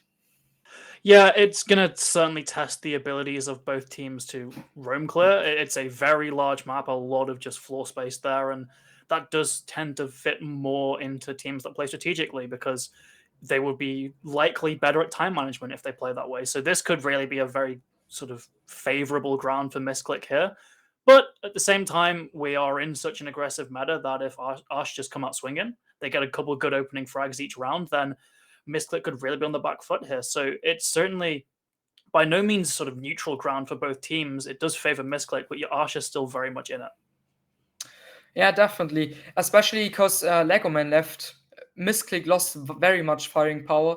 And so maybe if Arsh really have players that we know they got 2 new players like Misclick, and if these are players that are pretty strong in the gunfights, this could maybe be a hard point for Misclick. But I already heard we are in the match. The match is starting, and yeah. Yeah, it will be Bank to kick off this second matchup here. Hopefully, we won't have to have any rehosts, any protests, nothing. Nice, clean game going on ahead of us, as it will be the side of, if I can just get this layout, Misclick starting on the attack. So this is really their opportunity to sort of set the pace for this matchup. We've already spoken about how good they are at playing strategically, and they're going to need that ability to really clear through this just large map, as Takaibi is the first operator to fall off the board. Yeah, Dokkaebi is a quite surprising ban. I don't really know if this is maybe a target ban even.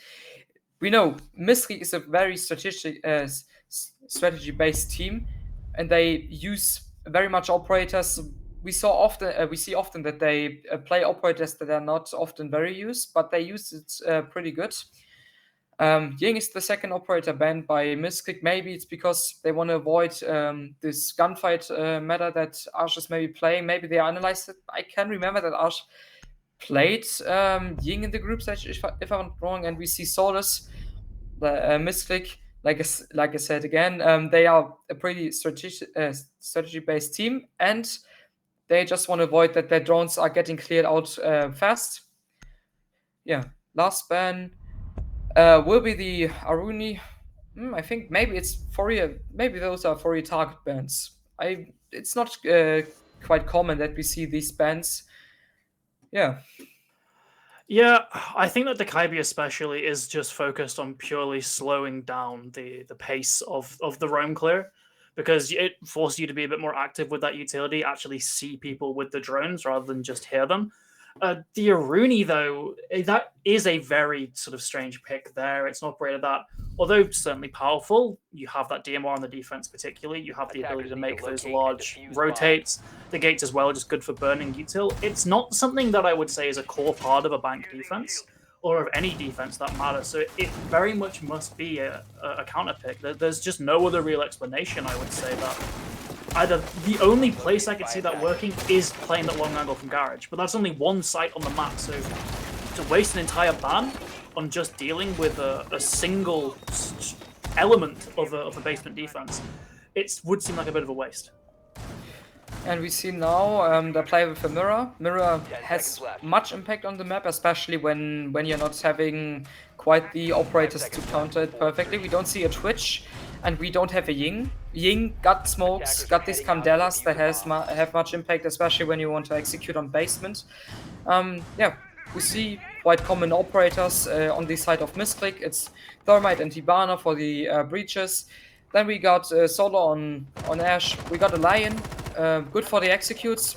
We can maybe expect that Lion is the one that is going from Garage if they want to execute from server. And the last one is Nuk, a pretty common operator, I would say, especially because of the knights she got. Yeah, and we're seeing Eternal on this Nuk just creeping incredibly close to this side already sort of banging on those hatches. Obviously can't breach them herself, but just clearing out this area dangerously close to that main stairs if the attack don't pay their attention, if the defense even don't pay attention to it, as Sen takes a little bit of damage early on, but still nothing fatal by any means here. There's just a lot of droning from Misclick. The 2 entries, in fact, were just droning things out. Eternal just staying very passive as there was an aggressive defensive push there, but very short-lived. Just aiming to destroy that drone, I'd imagine. Deal a bit of a blow to that drone economy. Is still surprisingly little engagement goes on so far, as we're going to reach that halfway point, 1 minute 45 on the clock. As Pizza is still just holding this angle, Konski as well, breaking these hatches down, but still very little action from the defense. Yeah, we see Misclick is doing a very great job. They have they are already like next to the site in 130 left, and that's very important because we see On the opponent side, Arch, they have 2 Echo Drones, they have 3 C4s, so they have pretty much enough utility to deny every plant they would try, or Misclick would try. So it's very important that they do a fast execute now, so that they don't waste time and waste the utility of the enemy. We see they already opened the server breach. It's 1 minute left, and now they try to go from garage, but maybe saw there's a shield, so they won't try it again. Now Misclick is trying to get information on where the enemies are standing. So most important is now destroy the echo camps or kill the echo immediately, and especially watch out for the C4 so that they can plant and be safe. Nades come down onto that red corridor as Solo, still just playing ever so carefully, pings up that mirror window, doesn't want to be taken down by it, as Will looks to be trying to make that plant a reality. Good play there. The Echo taken down by Konski, just taking the initiative. Eternal as well, kills, bleeding down as the plant is being stuck. Will is entirely safe to do so. The Nitros are preoccupied elsewhere as Sen eventually tries to go for that play, but it's just too late as Eden is down. 3 versus 1 now as Misclick have that diffuser on the board and still play as above, I believe. Hatches are at least open, so you can hold very passively here. This is by no means winnable at all for Sen. I would imagine this is a Misclick round, as there's just so many angles being held. He's playing in this vault position, trying to just get away with anything here, using this MPX. A good gun, potentially the gun for the job, but the positioning is a whole other kind of worms. He gets rid of Solo there. Pizza and Will, though, still up on that ground floor as well, both of them in fact. The site is clear, but it doesn't matter. They can still hold the diffuser from long angles as the time ticks down. Pizza gets a bit aggressive, drops down, secures that kill, and a very good start for Misclick here. Yeah, the execute was quite perfectly. Like I said, they needed to focus on the Echo, especially because he maybe got the most impact, especially when you want to plant. And Konski done it very good. He droned the Echo, and at the time where they started planting, he dropped and got rid of the Echo that was standing in garage. Unfortunately, he got killed. Then I guess maybe he done quite a bit damage on the guy that was standing behind the mirror window in lockers.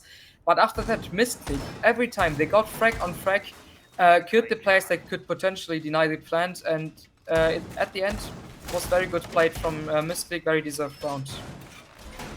Yeah, I'm honestly not too sure where the Echo was even playing that Konski was able to just get rid of him so easily. That's an operator you need to be bunkering down with. You need to be defended by your other members of your team because you're so important. You're a vital component of that defense, and you can't even have your gun up while you're doing your job. You've got to be on that little wrist display there. As controller has apparently been disconnected here, but it doesn't affect the players at all. We've still got a basement defense going on here as it looks to be fairly similar, maybe a bit more aggression from the side of Arsh here, but still, same lineup here almost, but Solo actually going on to that OSA. Yeah, we see Solo going on that OSA maybe because he wants to pressure more the garage side. It could potentially be, or maybe he just wants to place his shields in server to even have more pressure on the guys that stand behind lockers and don't give them the chance to throw their C4s. And we have 2:30 and Misclick has already opened the hatches, and this could be a big impact point on this round again, because we have no roamer, we have no impact on the Misclick guys, and we have no one that is even trying to do and flank. We don't even have them flank like an active flank watch, for example, like Nomad or Gridlock.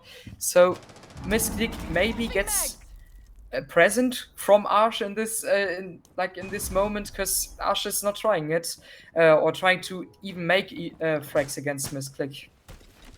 Yeah, a bit of feed difficulties here as we're trying to search for a drone to get shot. Unfortunately, Siege is like this sometimes, but from the sound of it, no real engagements happening once again. It's both teams playing very cautiously. We see this very laid-back mirror setup, at least we saw it previously, with both those mirror windows not being used in red, but in fact, the corridor behind it with those red walls being opened up, so it allows for potentially a bit more safety for the defense. You can't just drop that hatch and shoot down into red like Konski, I believe, did last time, or certainly one of those Misclick attackers did last time. So it does allow you a little bit more security at the cost of your actual efficiency at denying the plant. You got to throw those nitro cells a bit further, you potentially expose yourself to other angles as Still, it seems like not a lot is really happening. No damage really done aside from early damage on the pizza there. All defenders on full HP. We see kicks on that Echo there, just waiting for the plant as we enter that final 60 seconds. Don't know if we'll be able to see it though, because Siege is not doing us any favors here. Will is on drones. That could maybe give us a bit of an avenue to see things if we can follow the Will. But he's gone off it, so this might be a whole round wide book here, unfortunately, as a bit of damage goes to the side of Rix and Will as well, so the plant seems to have been denied. And we see maybe I saw it right, that Solo is playing in server, trying to save his mate or save Will by planting and save him from the mirror windows or the C4s. Now Will is getting the defuse through, and we got a 4v3 situation. So we also got Pizza getting the frag on Cengiz, I guess, and now it's again a difficult situation for Arsh, because this side is one of the hardest sides to retake and get the defuse. 2v2, Eden gets the frag on Eternal, and now we need Arsh to get more frags and get maybe a fast execute. Maybe it's nearly impossible, because I guess Solo is standing behind the Oza shields. 2v1 situation, Riggs is trying to get the frags against Solo, but unfortunately he doesn't make it. Yeah. Again, very good executed by Misclick. It sounds like a very effective execute there. They finished it with 2 man on the board. The good positioning there. They got that plant down despite the wealth of utility that could have been used. Again, it's that Echo, maybe a bit of a weak point there for the defense. Just not exactly able to disorient that plant fast enough. We saw that Will died just after the case actually went down, so it gave Team Misclick an immediate win condition of just defending that case from getting disabled. And they have the guns to do that. They have the sort of firepower advantages. We can see the bank again. That's nice as we're going down the basement for a 3rd time, which might be a bit of an ill-fated decision. In my opinion, it's definitely a mistake, because we saw 2 times clearly that they don't really had much impact to even deny the plant, even with 3 C4s in the hand, and with Echo. Maybe Arsh is not trying to play more aggressive, getting maybe the frag on an important hard breacher by trying to go upstairs or something like that. If Arsh is not playing more aggressive, it will be definitely another win for Misclick, because Misclick gets free space. And yeah, we now see they got an Amaro this time. They now try to even go more faster than already gone. And I can count 4 players, so maybe they got on Roma now, or 1 is engaged. I guess the Echo's engaged, isn't it? I think that's where Kix has usually been playing there. So again, just no real adversity, and that's the big part of this basement defense that makes Bank so difficult to attack. There's so much space for a defender to be hiding there, and if you don't give that opposition, Misclick, as we see, are just going to march right up. Solo already just shield in hand, getting into that server room easily. Pizza as well, 6-0 currently, real star of these first 2 rounds, picking up what Lego Man left behind here. 6-0, incredible scoreline, and he's on that Amaru. And very aggressive play there, just getting to the top of the square as Eternal. I think he's realized he is just free to walk around here. All of these players in Misclick have just read into this perfectly. 3 rounds in a row now where there's been no real adversity whatsoever in this mid-round. So of course they're just going to march down to site. Almost 2 minutes remaining left in this time bank. And they have already opened these hatches. They're slowly looking down towards these stairs. They're in server. They've got a breach open in server. So much done in so little time because, gosh, they just don't want to actually risk getting into an engagement.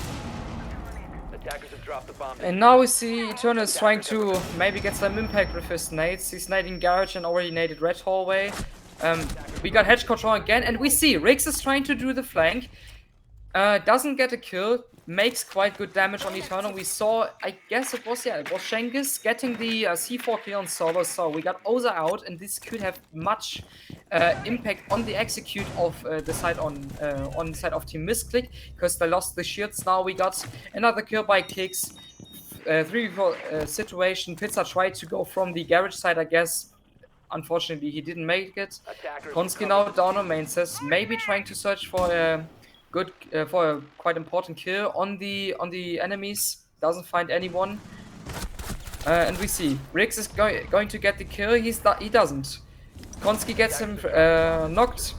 Yeah, quite fast now. A little bit too fast for me, to be honest. We saw this time Ash played it better. They tried to go for the flank and they got, I guess they got the opening frag this time, and that's had much impact on Miskik, especially because they lost Solo, and Solo didn't place any shields, I guess. Yeah, this time was definitely better played by Ash, and worse played by Miskik. Obviously, maybe just an unlucky C4 kill. You can have it, definitely. Yeah, Misclick just seemed to opt a little bit too favorably into those 1v1 engagements, and they just rolled the dice, and unfortunately the odds were not in their favor. They lost them. Oh well, you're still 2-1 up though. A very good performance overall from Misclick there. They just got a little bit too overconfident in their third basement attack in a row. As Ash, they take us up to CO this time. A different site, entirely different. No longer got any sort of vertical play to really worry about. There's nades from below that could be used, but more often than not, attacking teams will tend to go for sort of split pushes from that spiral staircase towards stock, even square. You don't see a lot of vertical play on this site, so that could potentially allow Kicks to be very cheeky and just go all the way down below, use those drones. But it is a bit risky, and I would imagine he'd want to stay on site, stay in this elevator position, it looks like, unless he is just adjusting those drones. Monty, though, a big point here. Konski really wanted to get a lot of space early. They've seen how hesitant Ash were in those previous rounds, and they're taking full advantage of it, just taking a great big bulletproof rectangle and just walking it at them. Yeah, and we see Miskik is obviously going, well, obviously like you see it, going from a lobby take. We got Monty this time. Maybe it does have more pressure than even Oza had. And yeah, we see Miskik is quite fast inside lobby, drawn all out. Saw the Echo Drone, I don't know, did he actually destroy it? I guess so, yeah, didn't he? I think so, yeah. He did destroy it, so we got one Echo Drone left, and we are already trying to, or they are already trying to open the long breach. Kite tricked, and we have a Kite in the elevator now trying to make frags on the Monty. Gets quite damaged because of the help from Echo. Yeah, we see Miskik doing a good job already on the banana stairs, and now having the opening frag with the nade and can easily breach the long breach. Yeah, both Echo drones go down as well, so there's no opportunity for a plant down as Konski keeps marching forward. The castle barricade is going to prevent him from going any further as Sen down below gets taken down, and Konski takes matters into his own hands, takes down Clicks as well.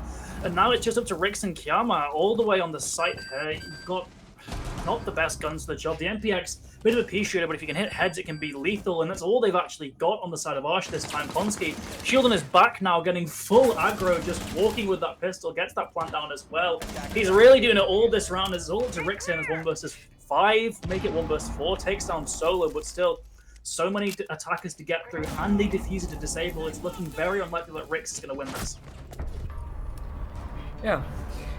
Good execute at the end from Misklik. They had, or they made much pressure on Ash, and Ash didn't really know where to position to maybe win this clutch. Especially Konski had much impact. He did even make 2 frags with Monty. That's quite interesting, because we see that maybe Ash is not aggressive enough to make the frags even against Montaigne. We saw they had a good start. They kite tricked the first Hibana pellets, so they had a bit of impact on the utility from Misklik, and then at the end it was just 1 nade and the kite was down, and they had no refrag potential. They again not try to flank like from lobby or from elevators. Like I said, there's not much. There's not enough, not enough aggressive frag potential from Ash, and this is playing in the cards for Misklik definitely. Yeah, they certainly seemed very afraid of that Monty as they dedicated all that Echo utility towards trying to deal with him last round, and this time they've even altered that setup. You've got Rix on the Oryx here, so they really think that Konski has a very important role in this attack, and can't really blame them. The man gets 2 kills with pistols that last round, so he was certainly a lethal threat, but to alter your setup so drastically to deal with this one player here, removing that Echo, getting an Oryx instead, a lot less versatile. Oryx is much more of a one-note character, sure. You can deal with that Monty much more efficiently, but you can't deny plants, you can't delay the attack really at all. So it's very much focused on just dealing with this early pressure, and it could be the band-aid fix they need here, but Misclick, I just don't feel like they're going to give it to him. They've been playing as a group. They're not just going to allow Konski to go off on his own and be untraded. At the very least, they're going to get a response onto that Oryx. So it might just be the wrong response to a problem. Yeah, it could be. Oryx, he doesn't have much utility. He just have these dashes that are maybe good against the Montaigne, but you need to know that you need the good position to even dash against the Monty, because Bank is a very open map. You have much angles where you can aim on the opponent's side, and if Oryx has the wrong timing and maybe is too open when he dashes the Monty, it's an easy frag for the attacking team. We see it's actually a knife kill against Konski on the Montaigne, and yeah, maybe it's even better for Ash now. We now have Eden dying, and it's a 4v4 situation. Solo is getting fragged again. 3v3 situation now. Yeah, a lot of trades going by. Rix shows off that newly buffed Oryx jump. I believe they reduced the time of that a little bit, so he gets all the way back up to sight here.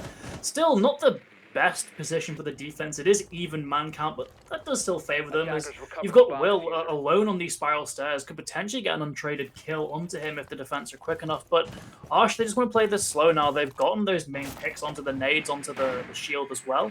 And they're quite happy to allow Misclick just come to them now. There's a lot of space that they still haven't claimed. I don't think a single attacker has even stepped foot on this top floor, with the exception of Konski, who's now 6 feet under. So Misclick, they've still got a lot of ways to go. They've got nades for the job if they want to play vertical, but it seems like Peter just wants to get this horizontal take going, advance up those square stairs, peek through into this breach through sight, misses, doesn't quite see Kiama, but eventually gets the kill anyway. Nice sort of spray transfer through that wall.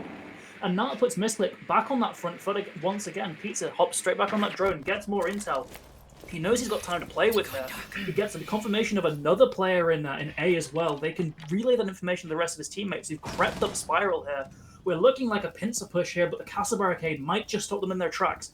Eternal now on this top marble position, pushing into Beasing. Doesn't see anyone, in fact, does catch him through the window, and Will as well. One kill for each of these 3 remaining Misclick members, sends them over the line, and gets them their 4th round. Yeah, at the end we saw that is what that was definitely the frags that decided the round. I'm quite confused that Pizza didn't even try to use his nades for vertical kills. But at the end it paid out for him. He got the kill on the castle, and it was a 3v2 situation. And most times, especially on Bank, when you are splitted and in a situation where you have more people on your side than the enemy's got, it's like 90% definitely win, because on this map you don't have much opportunities to change your position, especially in such a situation. So it was clearly to see that it was a wonderful play by Misclick, and they done a good execute at the end. Especially the communication, I would say the communication was very good too. Maybe Eternal should have tried to go more aggressive there, because he could have potentially get the kill earlier there on the mid, because he was with the back to him. But at the end, it paid out for Misclick anyway, so yeah, good round. Yeah, this is the 3rd or 4th time we're seeing this setup here. So I just want to sort of gauge your thoughts on this. What is your view on opening these 2 great big wall panels and playing from the B corridor rather than that red corridor? What I can say about it is that with my team, we play a sort of this, like pretty much the same strat. The only thing we don't make is these big holes on the walls. We just have lines. Right. In my opinion, this is better, because you don't have much impact from the hatches on the locker side. If you play the mirror in red, it's easier to get killed, especially when the attacking enemies have control over garage. So it could be, it's better, in my opinion, better to play it like that than in red. But you have to remember it's harder to, for example, throw C4s, because you have to go for, like near to the CC spot, because we all know you can't throw C4s like in 20 meters. It's impossible, and especially because you still got the wall in the way. So it has good sides and bad sides. I'm not very much a fan of playing mirror on this side. You have better ways to play it, especially I'm for example a fan to play it with top floor and all this stuff. I mean, we've even seen teams opt for like Tachanka here, just so you can play from all the way back there. because obviously you can't really play with smoke anymore now that you've lost that shield. But still, as we've been blabbering on, Will, he's just immediately going for this execute. They've dumped a lot of utility in here. The Echo drone doesn't seem to have found its mark yet as Will gets that diffuser down, and suddenly the scales have massively tipped in Mystic's favor. They've got 2 kills to Arsh's 1 here. Sen left alone here. No Nitro on the side of Eden. No Nitro for the Kite player, however, his kicks. He realizes his drones are useless now, so he takes the fight upstairs, but caught on that flank watch. Pizza takes him down. 10-1 for the Thatcher here, as Will still just droning out the remaining defenders here. They've got so much map control in the attack, so much sort of pressure on the side of the defense as well. They can afford to do this. They're just pinging the locations of these remaining defenders. It's Sen in this 1 versus 3 as Pizza gets another unwinnable here as the time just passes back that 7-second mark. Nothing he can do now as Solo secures that final kill, and a very dominant half for Team Misclick there. Yeah, and we see Pizza is doing a good job. He's like catching the performance that the 4 and Sun Lego man usually had. I guess he's now standing 11-1, and especially on the operators that he played, most times he played 1 round Amaru, I guess, and after that he just played like typical flex or even support operators.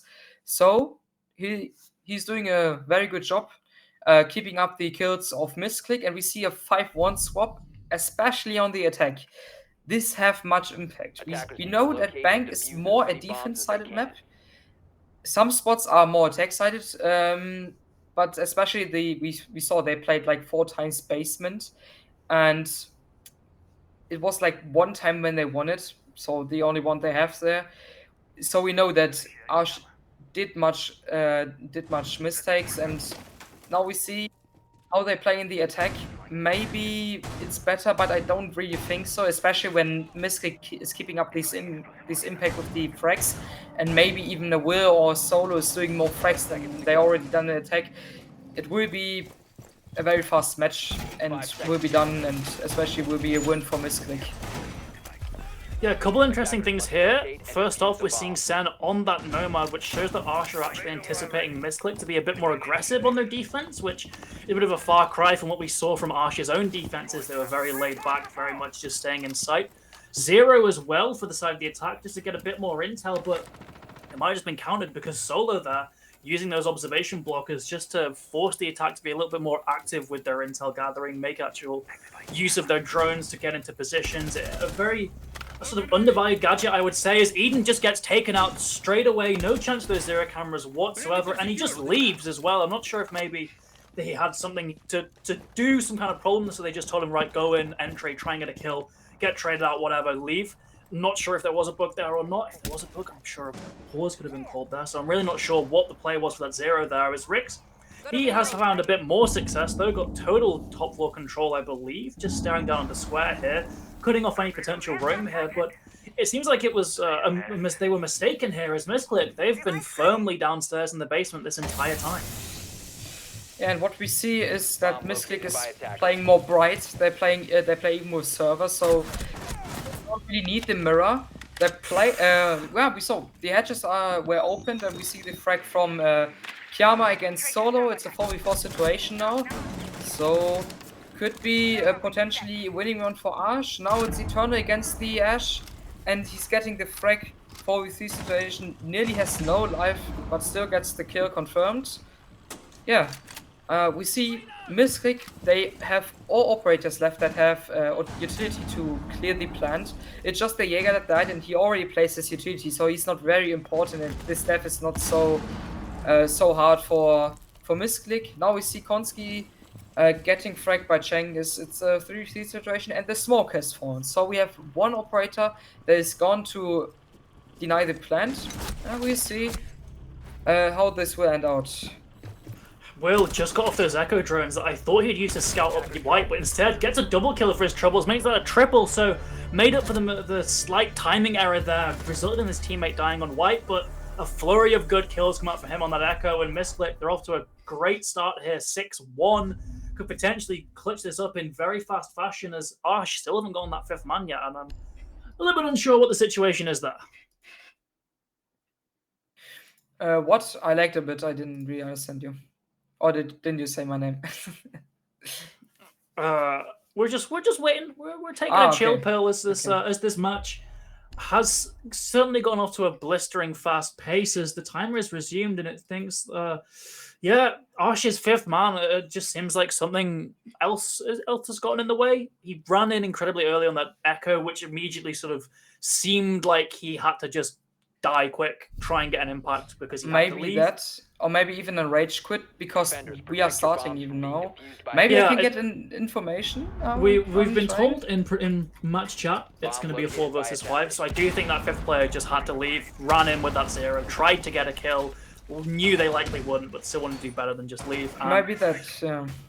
Arsh, they were already down 6-1, but now it's a 5 versus 4 on their attack. It's certainly the worst side you'd want. On the defense, it's manageable. The attack have to come to you, but when you have to actually make that space, make those plays, it can become a lot more difficult as Misclick have brought us down to this open area site. Yeah, especially this 4v5 situation is not makes it even harder because you have one operator that you need to leave, and most times you need someone that is usually not playing the hard breach, for example, to go on the hard breach, and then maybe you need to put away one operator that got like 2 nades or something like that, and this can have much impact. In my eyes, it's basically unwinnable for them, especially because they got no hard breach. When they get the top floor control and do a good clear, then they get the round maybe, but if Mystic is playing as they already played in the whole match, they would definitely win it.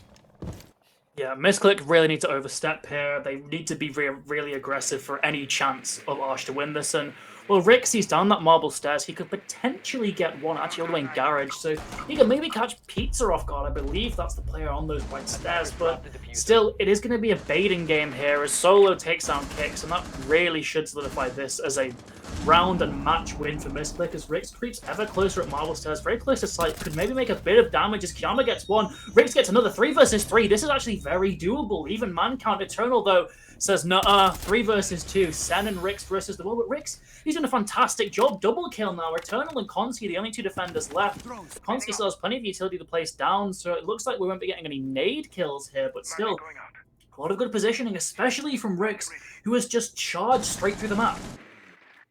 And now we have the 2v2 situation. They try to get a bit of intel on the rest of the defenders. I don't think that he has vision on Eternal, so Eternal could have much impact, especially when Rix, if Rix is trying to go through the Archives rotation.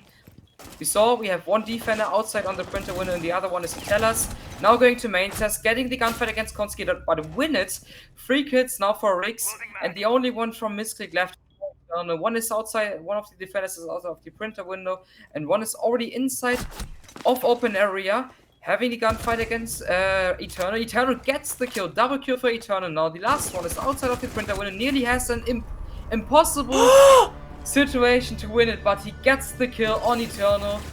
And yeah, they won the round with 4 people, so we saw it's not impossible to win it, but I think Misclick just waffled it a bit. It was a really good play, especially because they gave Arsh the gunfights. And yeah, they should have just played safer, and maybe they should even play in inside that is not so experimental, because we saw it didn't really seem like the setup was completely finished. So in my opinion, they should just play serious now, play this calm down, and then there we have this one easily. Yeah, it very much seemed like they just got a little bit antsy. They really want to just end it there. You saw Konski get very aggressive towards those beepers, and he ultimately paid for it. But they just played laid back, play for trades especially. They've got that permanent man advantage. As long as nothing happens, there will always be a man ahead, so they can just play the trade game if they really want to. And knowing Misclick, they might want to get a little bit flashy with it. They might want to get a little bit more aggressive with it. Playing safe, playing laid back might not be their style, but it certainly is the way to get sort of the most effective way to get success here, because they've already had half the legwork done for them. They have a free opening pick essentially with that disconnect, so it shouldn't be too difficult for them, and they can still afford to drop rounds as well. 6-2, 4 more wins needed just to get to overtime. Misclick should be firmly in control of this as once again they've gone to open area. Yeah, and we see now again they're playing with top floor. We got Arsh taken from the lobby side, I guess. And we got a quick entry from the Amaru trying to go in open, no, not open area. I meant CEO or in Skylight. Don't seem to be very safe. Now it's going in. Maybe they had the drone information, and maybe he gets the frag on the one in open area, but he doesn't get it. They got Miski got information in him. 5v3 situation, 5v2, 2 quick openings from the Mystic side. Now it's Pizza dying from the Skylight on main stairs, and it pretty seems undoable for Arsenal. Yeah, 4v1 situation, and it's Riggs, the last one, standing in low in office, gets the Warford kill on Eternal there. So it's a 3v1 situation. He got 2 nades left, drones, and his gadget. It could be possible that he makes it, but maybe he needs a bit of luck. Maybe Miski needs to waffle it a bit, or he's just playing it perfectly. No, Solo closes it out. It's a 7-2 win for Team Misclick. They played it very good, especially the attacks. 5-1 swap is very good, especially for the bank map. We see Will at the end on the MVP, and we saw the left of Legoman didn't really have much impact. Maybe just on this map. We will see in the future, but it was very good play by Misclick. Yeah, and it was a fairly evenly distributed scoreboard there, with aside from Konski there, who was maybe playing more supportive roles there, all those members had high amounts of kills there. So it wasn't one man dragging them through it. It's always nice to see teams being sort of evenly balanced there, and it shows that Misclick, despite losing that star player, that void has immediately been filled up. That vacuum, they've immediately plugged that with other great fraggers there. You know, Pizza especially had a great start to it. Maybe sort of petered off a bit later on, but still, even then the slack was picked up by other members. Will got a lot of kills despite playing supportive roles. So Misclick, they have a bright future ahead of them as they take that match in very convincing fashion. Yeah, definitely. So I would say we go on a quick break again, and we'll see you soon in the third match of the day and the last match of the day. It will be, I guess, AVR against Penta. Yeah, it will definitely be a banger. We will see you soon.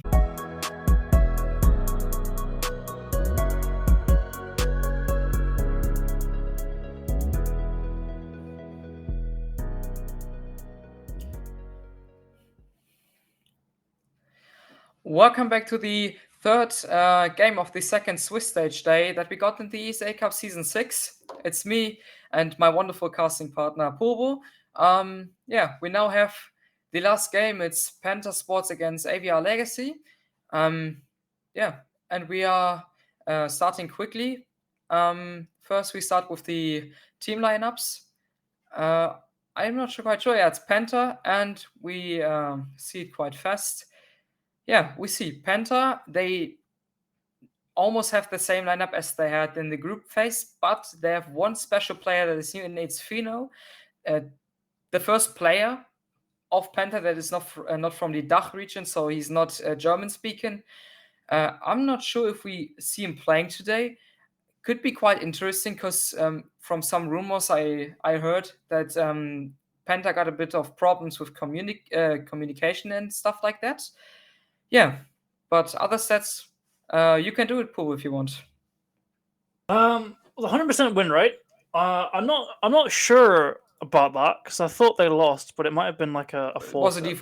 Was a forfeit, I guess. Okay. So I guess they technically have 100% of matches they actually won. So that's a good scoreline immediately. Obviously, a little bit sort of set back by just other commitments to, I think they were in a final of another league. So yeah, those things happen, unfortunately. But still, when they actually had a full 5-man lineup, they were winning, which is very good.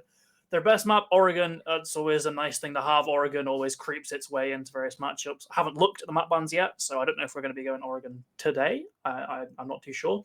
Club being the worst map is a bit more of a unusual statistic, but still, it might be down to sample size. I'm not sure since when were these. Are these just ESA stats?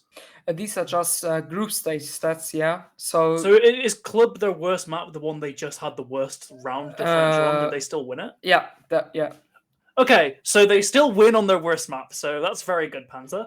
Band Ops, they clearly...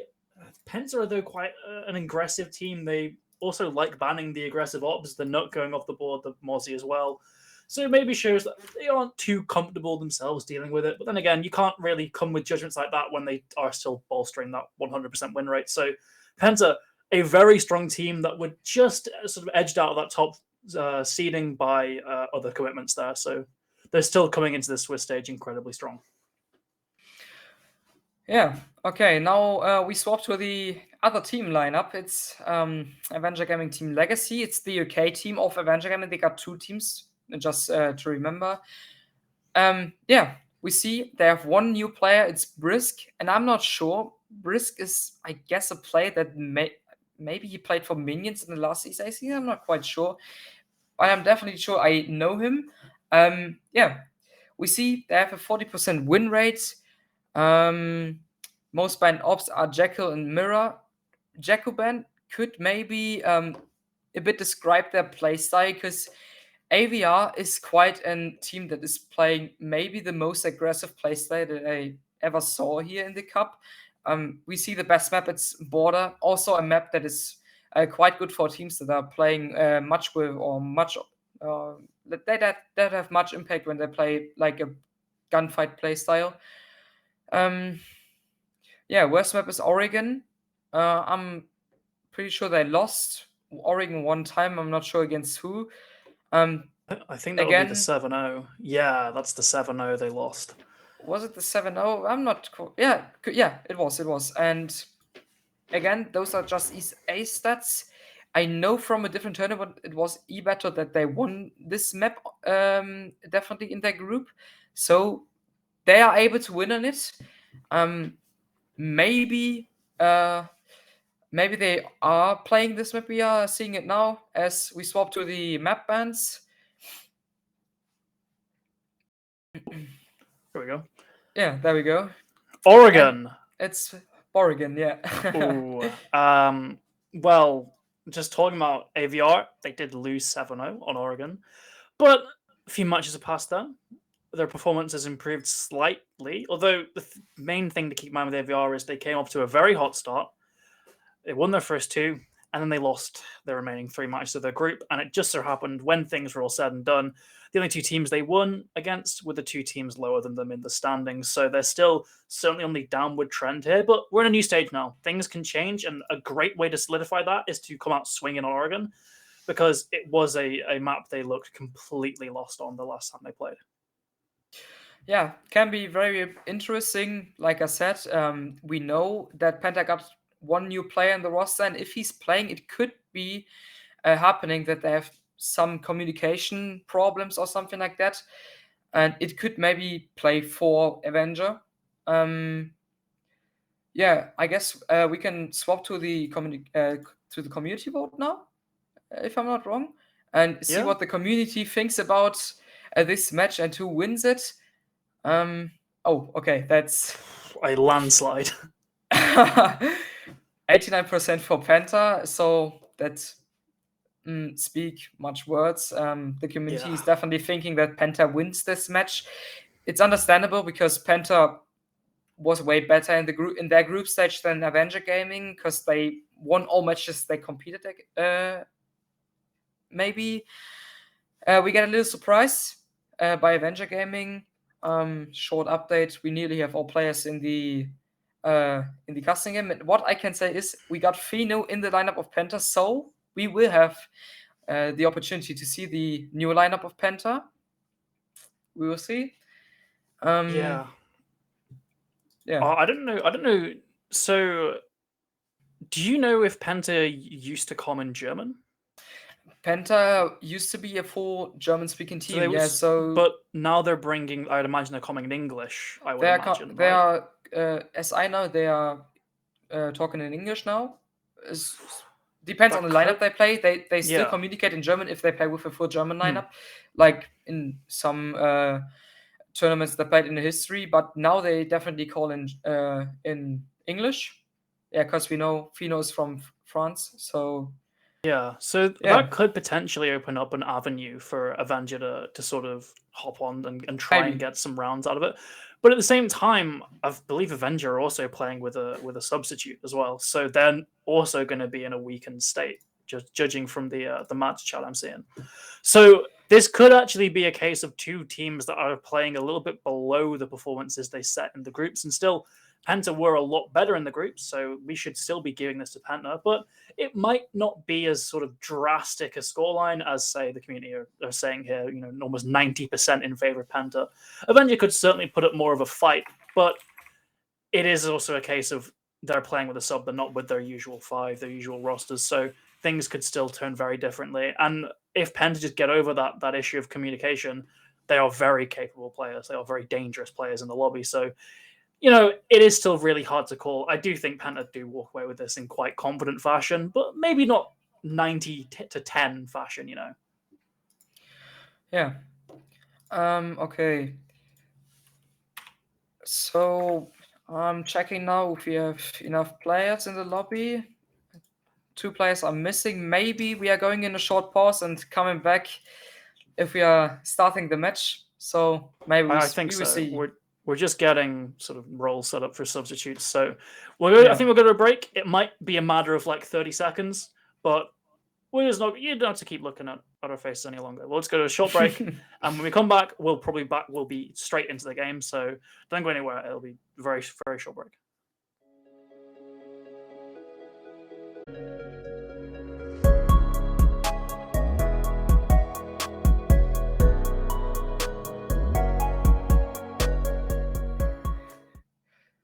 So, welcome on the last map. It's now Oregon. We have Penta Sports against AVR Legacy. After we needed a bit of time to start the casting because some people didn't make it to join because of technical problems. So, we got Oregon. Pubo, operator bans. What do you expect? I'd imagine we might be seeing something along the lines of a Nook ban, because that has been a sort of common theme throughout the groups. But I've been wrong about that for the previous 2 matches today. And it seems like Flores going off the board straight away kind of makes sense. It's a lot of utility sort of denial, I guess you can say. You can get rid of so much stuff. It isn't zapped by conventional means like Jaegers or Wamais. Only really meat jammers can stop it. So it is quite a commonly banned thing, especially on Oregon, to just deal with certain areas like elbow, like trophy as well.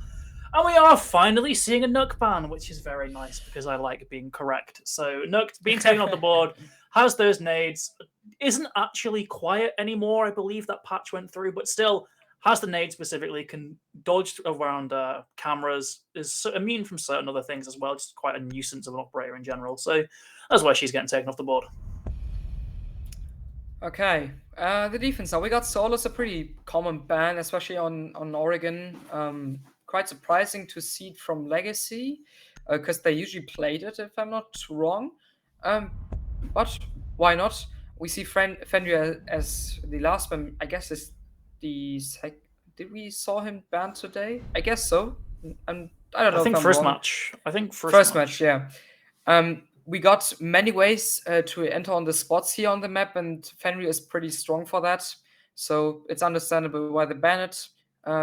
First sight, Lonely Supply Room from Penta. We see a pretty common operator lineup. Not a though we see a Jaeger, though they didn't pick it. No Amai. We got pretty common operators. It's the Warden with the shield that is playing the shield from, I guess, default hallway to Laundry or Freezer. We see the mirror. It's a common setup. Yeah. Yeah, Penta, they're going to suffer a little bit. They only have 1 shield due to just changes to Spoken. They still have a lot of faith in Operator. We've seen a couple teams sort of stray away from the lights, turn towards Tachanka, and get annihilated because Tachanka's a gadget just simply doesn't compare, even if he does have the shield. So just going very sort of basic, back to smoke, but no shield. So as you said, they can only cover one of those angles, and that will be, I believe, that corridor facing towards Laundry and Freezer. I would imagine I saw Tiro just sort of messing around over there. We've got these 2 members on site, Tim and Schley. We were barricaded off Laundry as well. Quite a lot of presence towards this big tower. Quavery's staying up top. Meanwhile, his partner in crime has descended back down as Typhlosion immediately. Very aggressive towards this barrel spot. Just looking at this mirror window in E-Box. Observation blocker to his left, which means his fellow attackers have to drone a little bit deeper in to get intel, but they seem to have mostly cleared out everything intel-wise. He knows where these defenders are, and he's just waiting there as Lanyard, the E-sub, just jumps straight into Feno's loving grasp, gets taken down as Feno is actually going to take no damage at all, and just retreats back to site. Yeah, we saw a pretty good opening frag from Fino there. There's the back frag on Query by Brisk. 4v4 situation. Attackers are now getting the top floor. They saw that they play with the mirrors, so they need to open the hatches to clear that because they have kite 2. We have Thatcher, so it helps them pretty good to clear these kite claws. We see Tyro's playing close on the big T stairs, getting cleared out. Baited pretty good by the nade and then getting fragged by the... I guess it was Flusen, if I'm not wrong. Yeah, it was Flusen. Now, hatch is opened, mirror window is cleared. We see Fino playing close on the big T stairs, cleared out by Money. Another frag by Money. It's a 1v4 situation. Schlivo left in bunker, and he's getting cleared out. Pretty good round by the Legacy. Won the gunfights, and especially, they've done a good team play. They baited the players with nades. They have done good positioning to do refrag potential. Yeah, was pretty well played by Legacy. Yeah, really good team up there from Legacy, and a lot of good patience as well, particularly by Typhlosion. He had sort of easy access into the building, but he just stayed hidden.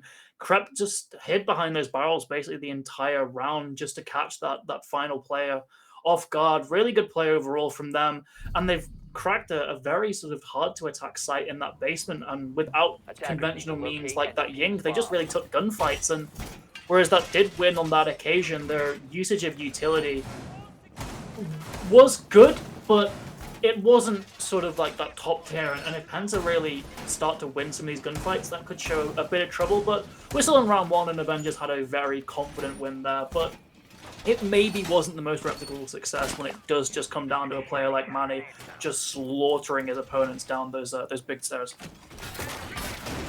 Yeah, what I was wondering about is that they play with the Jaeger on actually on top of the big T stairs. Usually you see someone with shotgun there because we know most of the fights that you have on stairs, the shotgun wins it.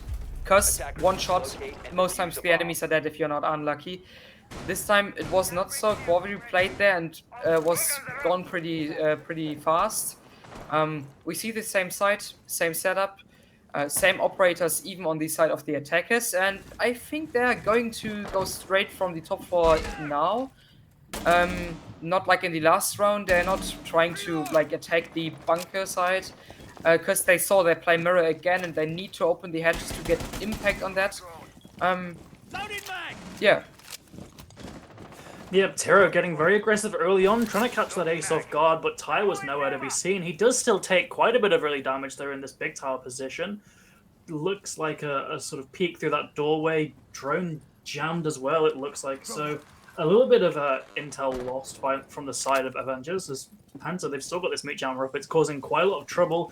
Brisk, though, he's made his way to this attic. He seems to have cleared this position. He's just opening up more lines of sight with this book, and the call should go out that this top floor looks to be pretty clear. There's no real sort of adversity that Avengers are facing here, and that's good pace. If they can get that intel sort of concrete, they can figure out that there are no roamers up here.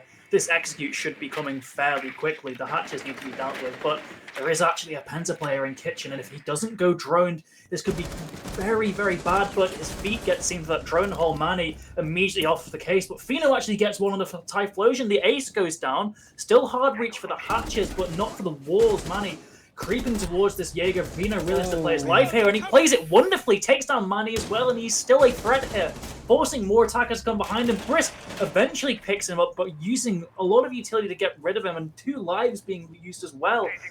Penta, they've got to a much better start this time.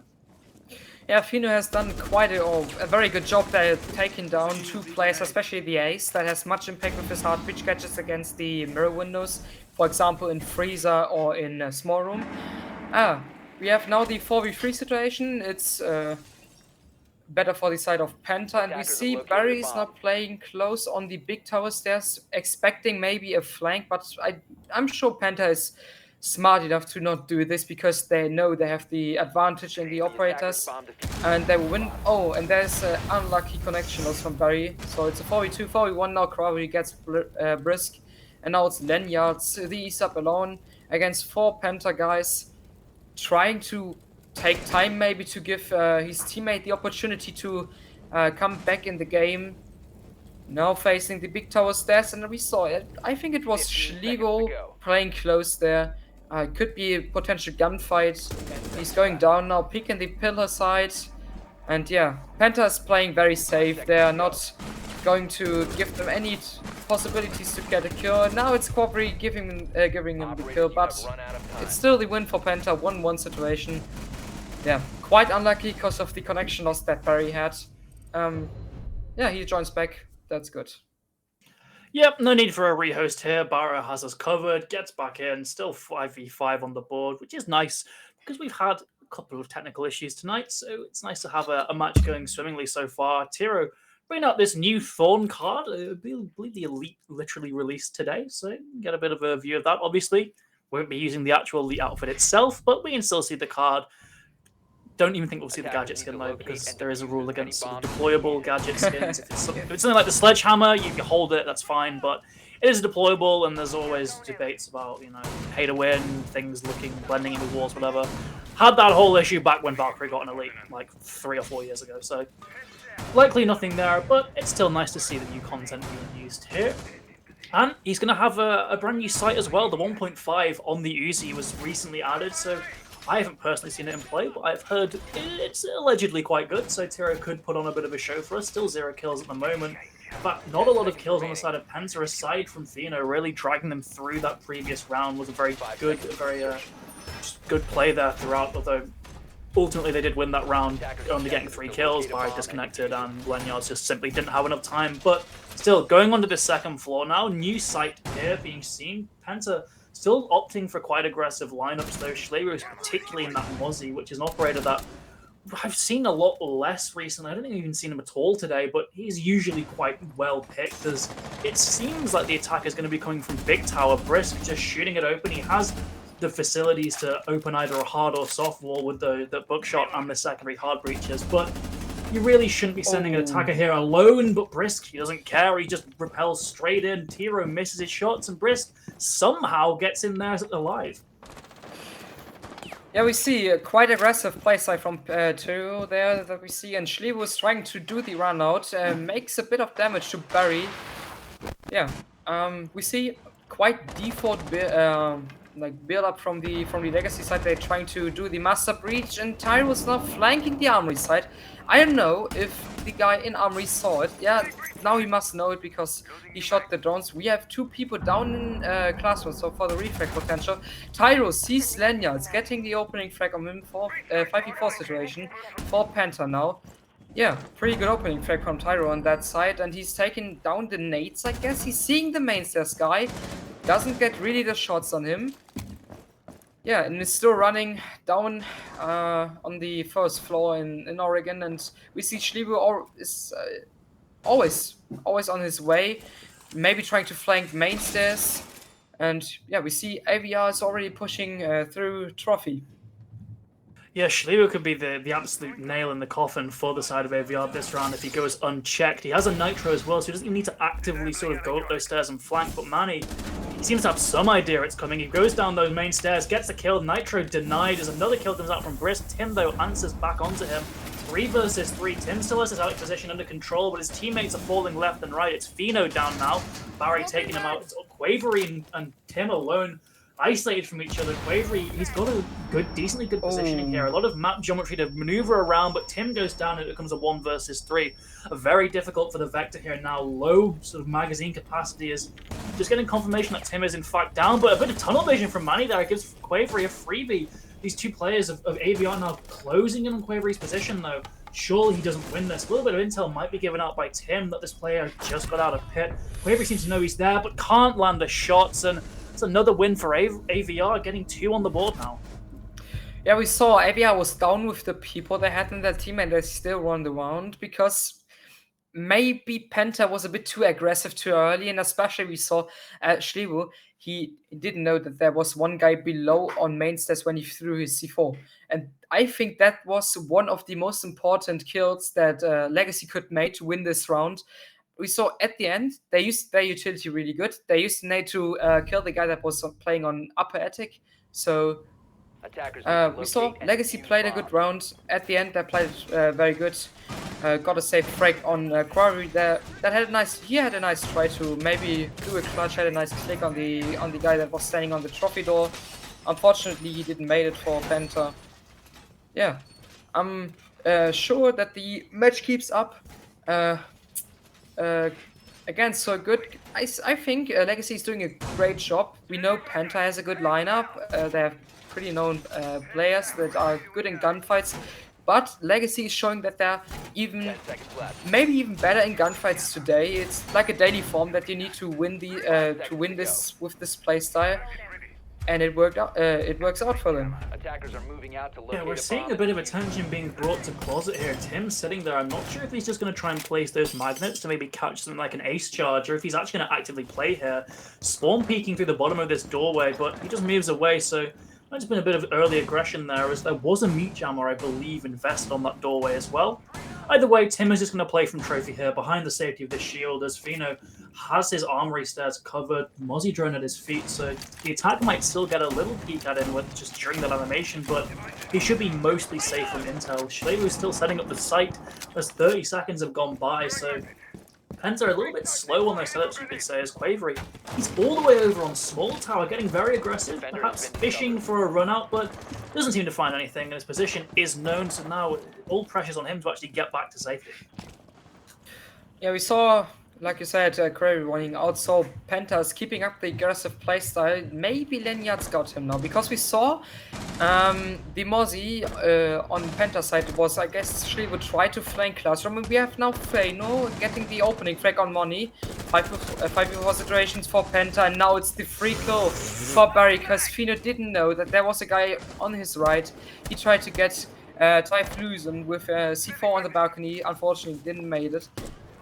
Yeah, and we have Legacy still outside, 130 left, and they didn't make it to go inside Master because Penta is giving them very much pressure now, even much pressure than the last 3 rounds, and that is maybe the playstyle that you need to play to win against a team like AVR. Yeah, they're doing a good job. Now we have Lanyards pushing up the main stairs, and they're going for the breach now, I guess. Thatchet putting on the ice gadgets there. We see Lanyards going up. He has 2 nades left, so the possibility to get a kill with nades is still existing. Putting his flank cam now.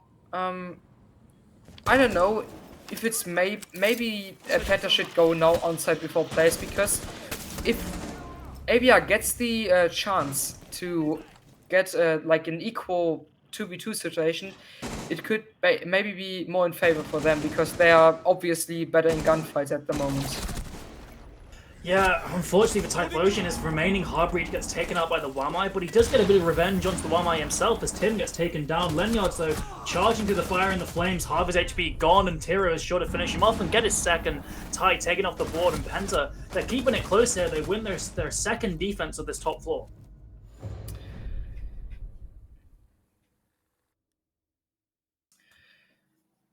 Okay, we are going to see laundry room, supply room again. No meeting, no dining there till now.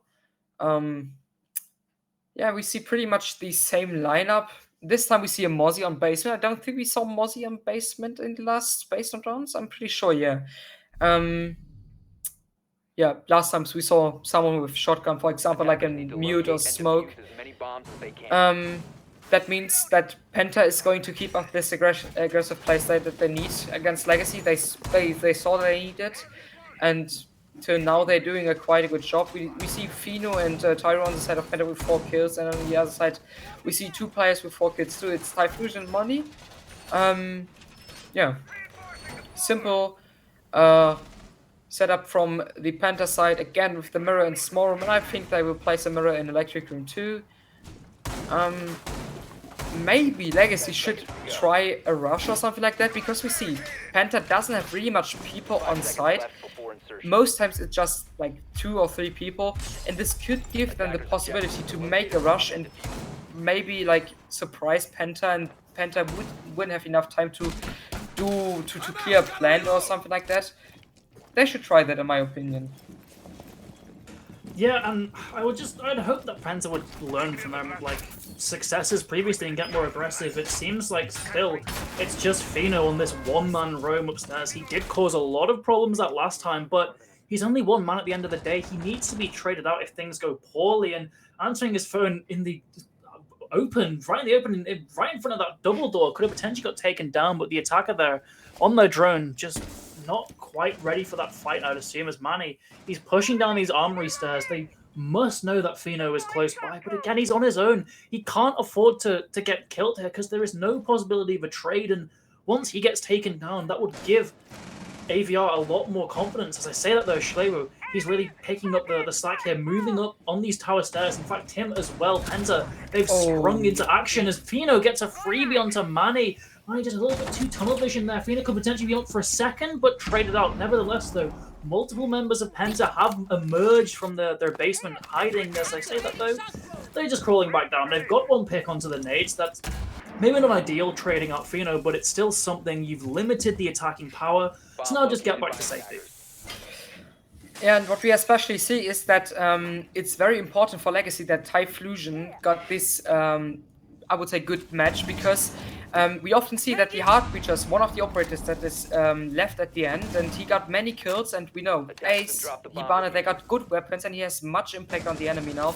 So this is maybe one of the things that saves them their rounds. We have now a C4 try from Tim, unfortunately not hitting, but gets a nice shot on Lanyards there. Twitch is down, and we see the 4v3 situations for situation for Penta. They got the advantage now. Yeah. This time, Legacy tried a different build-up against the setup of the attackers, and it's not really working out because Penta does have the man advantage. Now it's very against Tyro that was behind the shield, I guess, and he's getting the frag. Quite nice shot. Now going to destroy with Hibana the mirror and mini room, and now it's Tim again with the kill from the Freezer side, getting another kill, and we have 2v1 situation. Fusion against Shrivu, and Tim nearly unmakeable. Fusion with nearly 40 HP. Both of the Penta side are full HP. He's now going from the other side. He doesn't get the kill on Shrivu, and it's the 3-2 for Penta. Good round from Penta, and it was a good try from Legacy, especially because they tried to go from a different side than they used to. This time from the Laundry Freezer side, but I think Penta was prepared for it because they had the shield there to counter the Freezer guy. It was pretty well played, yeah. Yeah, and importantly here, in terms of the overall match momentum, Penta finally in the lead here. They've got that 3. They've evened out the half at the very least. They could potentially even be paving the way for a 4-2. They've looked a lot better in these recent rounds compared to at the start of this matchup. They're more aggressive. They're bringing the fight to AVR a lot more because they realize that if they don't do that, AVR will happily take advantage of that space. They will keep beating on the doors of the site incredibly early, just eventually waiting for Penta to step out of line and get their free pick. So Penta, very good job at adapting to this. They're going now onto this ground floor site, meeting in kitchen they've chosen here, which is likely going to rely quite heavily on a top floor hold, I'd imagine. So Penta, they're going to have a lot of players up there and a lot of utility invested up there because you really need that to cover for the plant. We see Schlevu already reinforcing the attic here. He's got a shotgun, so I'd imagine the hatch would be getting popped as well, and rotates being made above because vertical play is just so important here for 9 plants. An echo drone from Tim, though, could really be the difference maker, getting a lot of intel on any attackers early on in Big Tower. It's just parked, I believe, under a bit of debris or under a prop just on that tower position. So that could be crucial here to give those defenders that early warning. Yeah, definitely. So we see Legacy going from the big tower again now.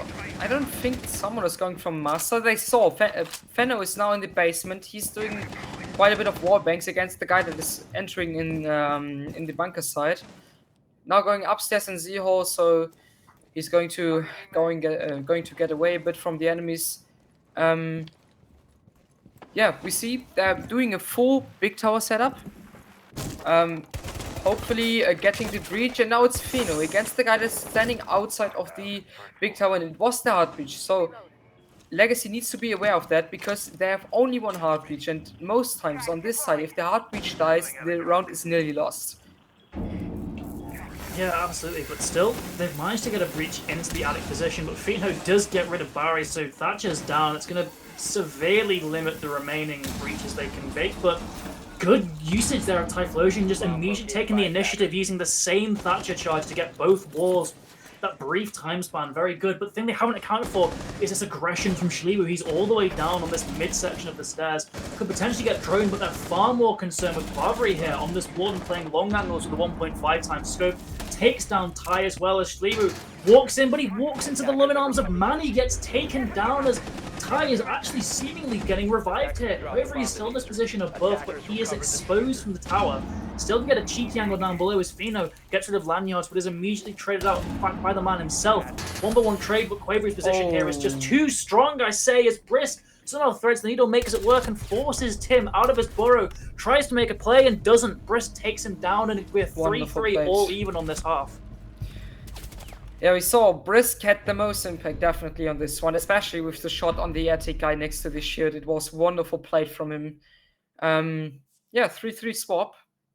Quite usual. Sometimes we see that the defenders got more advantage. Yeah, we see now Legacy on the defense side and Penta on the attack side. And I expect Legacy to play the same play style that Penta played in the defense. Maybe Penta will play a bit different than Legacy. Penta usually plays more strat-based and more communication-based. Yeah, we see. Basement the first side. Statistically very strong side, favourable to the defense, so AVR have a good chance of winning this out. Penta, though, they're bringing a little bit of a different setup. Tiro on this Brava. As I say that, switches to the Twitch, but still quite interesting here. Primarily just focused on dealing with those mirror windows, I'd imagine. You can just shoot out the little canisters and pop them right open, and that's one of the few things that Twitch sort of has over Brava, that ability to deal with sort of physical things. It would also be good at dealing with the Goyo that was used by Penta down here, but AVR aren't repeating that, so this is purely going to be focused really on the mirror windows first, and maybe taking out a few of those Valkyrie cams second. Yeah, definitely. Okay, we see a build up from the Penta side from Small Tower, and I guess from the lobby side. So we can maybe expect that this will be a freezer lobby execute. We see Tyro going down with the Twitch cam, potentially trying to destroy the mirror windows, or maybe get rid of some Valkyrie cams. We don't know. Schliebe on the Hibana, so we got one hard breacher. They need to watch out that he does not die early, because he's the only one, obviously. We have no Kate, so there's not really a denial against the Hibana pellets. Hatch is going to be open easily. 2 minutes left for Penta, and they already got control over the whole upper side of the map. Now it's Fino against the Mute, and Freezer gets Brisk out, and he don't expect it. There's someone laying in Freezer down. Good frag from the Valkyrie. It's Money taking down the top frag of Penta. Yeah, we got an equal 4-4 situation now. Yeah, Manny just getting very cheeky there, rightly just reads that they won't be checking for a second player, and Fino gets traded out there, but still, a lot of pressure from Penta here, but Manny, he equals it out. He's getting very aggressive in Freezer and stays alive despite an ill-advised peek towards the stairs. Penta now on that man disadvantage despite the good start, and Manny is still just causing an absolute tear on this Valkyrie. Elsewhere, though, they have got, you know, a lot of breaches open. All hatches, I believe, have been open. As you said, nothing to stop him as Quavri now decides to just march down that main stairs. He's trying to just bait out one of these players, wait for the defense to overextend a little bit, but they aren't giving him anything. Back down again, this time with a bit of assistance from Schlewa to try and deal with this mirror window, but they're being so passive here that the defense can just shoot them out. Lanyards gets another Tiro taken down 2 versus 4, and things are getting desperate for Penta. Schlewo drops down, immediately sorted in Quavri. All alone, could take this 50 seconds as a pause, but it doesn't look like it at all. He's just charging down White Stairs, gets one on the Lanyards, 1 versus 3. Case is still cold though, and there's a lot of angles for him to watch. He's just waiting, baiting out. Can see the top of the head, takes him down. 1 versus 2, much more doable. Case is nearly under his control. Player in the closet, player in Freeze as well. If he can kill this Freezer player, it could be really doable, but Manny, he's had such a good round so far, and he continues it. Takes down Quavri, and AVR, they just respond with a very good round. Yeah, we saw that. That was a good start of Penta, I would say. They had good control over the whole map. Like, after 2 minutes, they opened the hatches already, and they got the frag from Finu on the mute, I guess. Yeah, it was on the mute in freezer, but we saw he was too aggressive. They didn't have any vision on the second guy in freezer, and maybe it kind of destroyed the good aggressive play that Penta had, because after that the top fragger from them was down and they didn't really know what they should have to do, because we had Mani then playing very aggressive, getting the frag on the freezer hatch, and it was immediately a 3v4 situation in advantage for Legacy. And after that, Penta couldn't done anything. Yeah, Penta just really, after that early success, on the back foot, and it's a mistake they can't really repeat this time. We're seeing a fairly similar lineup, the Ying actually being brought on this top floor this time, which is going to be met with a lot of anti-nade utility. We see the Wamai and the Jaeger both being brought here, so potentially not going to work out well. And Fino, he sees that, just swaps back to that Yana, figures he's better off fishing for vertical kills, but he will still be the only player with those nades on that entire Penta lineup, so that's a potential sort of weakness. An early pick on him would severely limit what Penta can actually do with this map. And Lenyard's, he's just trying to fish for it, fishing for feet at that front door position. If he can take down Fino, that's the dream, but I don't think he's going to be met with anything, as these Penta players are already making their way onto this top floor. Shilo just breaching Attic immediately, not a care in the world. I'm assuming things have been droned out for him, because it's very risky and it's also muted, so he's going to have to rely on a bit of assistance from Tim there to get that breach open. Definitely. Or they have to go down a meeting. We have Tim getting the opening frag on Money now, so it's a good early advantage for Penta. 5v4 situation. One of the top fraggers of AVR is down, and yeah, we see Attic is still not open. Now it's open because Tim threw his detonate into the Attic, and we see Penta is now already pushing through into Trophy, and I see we have Lanyards down in Classroom. Maybe he can get a frag from below, for example, from Closet or something like that. Barry holding the Attic side, and we see Penta needs a bit of time. We get the next frag from Lanyards again on Fino. 4v4 situation. Lanyard's still down there on the first floor in Oregon, and we have Brisk holding the Attic edge. This could be important, especially for the late part of the game, because we have Corey, the only one there, running there, and it don't seems like Penta have any vision on meeting there. So Brisk could maybe be a game changer. We will see. Yeah, this is looking just like a firmly horizontal take, which has allowed Brisk to just nest himself away. A very crucial angle here. Completely take away the backstabbers. Elsewhere, the execute seems to be stalling a bit. Lenyard's got that one kill into Fino, but aside from that, there's not really been much of an advance in the attack at all. They've got their breaches open. Another breach well in the pit. This is crucial. Barry just dips on out of there as more intel is relayed to the rest of the team. But Brisk, he strikes, takes on Quavery, and this attack has become firmly one-dimensional here, just from that master side. Any tower pressure at all has been cut down, and Penta really not looking like they're going to survive this. And no one gives a bit of intel, but missed shots lead to Brisk getting away scot-free. Lenyards gets another, is eventually taken down by Tyrio as he tries to re-aggress onto Brisk, but Brisk just hides behind those planks as the repel player of Tim gets taken down. It's all on Tyrio in a 1 versus 3. So you have AVR their 5th round. 2-0 on this defense so far, unless Tyrio can do something magical here. Takes down one, has the AK, good for the job. 1 versus 1 now, Type version taken down. Tyrio versus Barry, 2 hard hitters. Barry not as good of a game as Tyrio. Just peeks out and gets it. Incredible 1 versus 3 from him on the ace, and somehow he drags Penta to a 4-4. Yeah. What should I say? It was an up and down, definitely. We saw Penta getting the opening frag. I guess it was Tim on Money, and after that we had an advantage for Legacy, 3v4, and this wonderful clutch from Tayo saved Penta to not get disadvantage on Legacy on the rounds. Yeah, pretty much around 7. Maybe a mental breaker for Legacy could be, and maybe a mental pusher, especially for Tyro, as he was already one of the guys that had the most frags of Penta, and now gets the 1v3 clutch. We'll see. Hopefully for Legacy they play next time it better. Maybe they didn't have enough vision. It was just unlucky. Maybe we know Tyro had a very good gun in his hand, maybe the best gun in the game. So the potential to win this clutch was there definitely. 10 seconds Yeah, left. and it came at such a crucial time as Fino appears to be cooling off when he had a very sort of hot few rounds early on. So for Tiro to just come in, snatch that away, and keep this star player sort of mentality going this time for him to really just lead his team to victory, that's really what you want, because it did feel like Penta were beginning to stall out. It felt like, although they had those flashes of brilliance early on, it just wasn't continued. So a very good play for both the actual mechanical skill and the actual sort of round ticker, but also for the mental as well.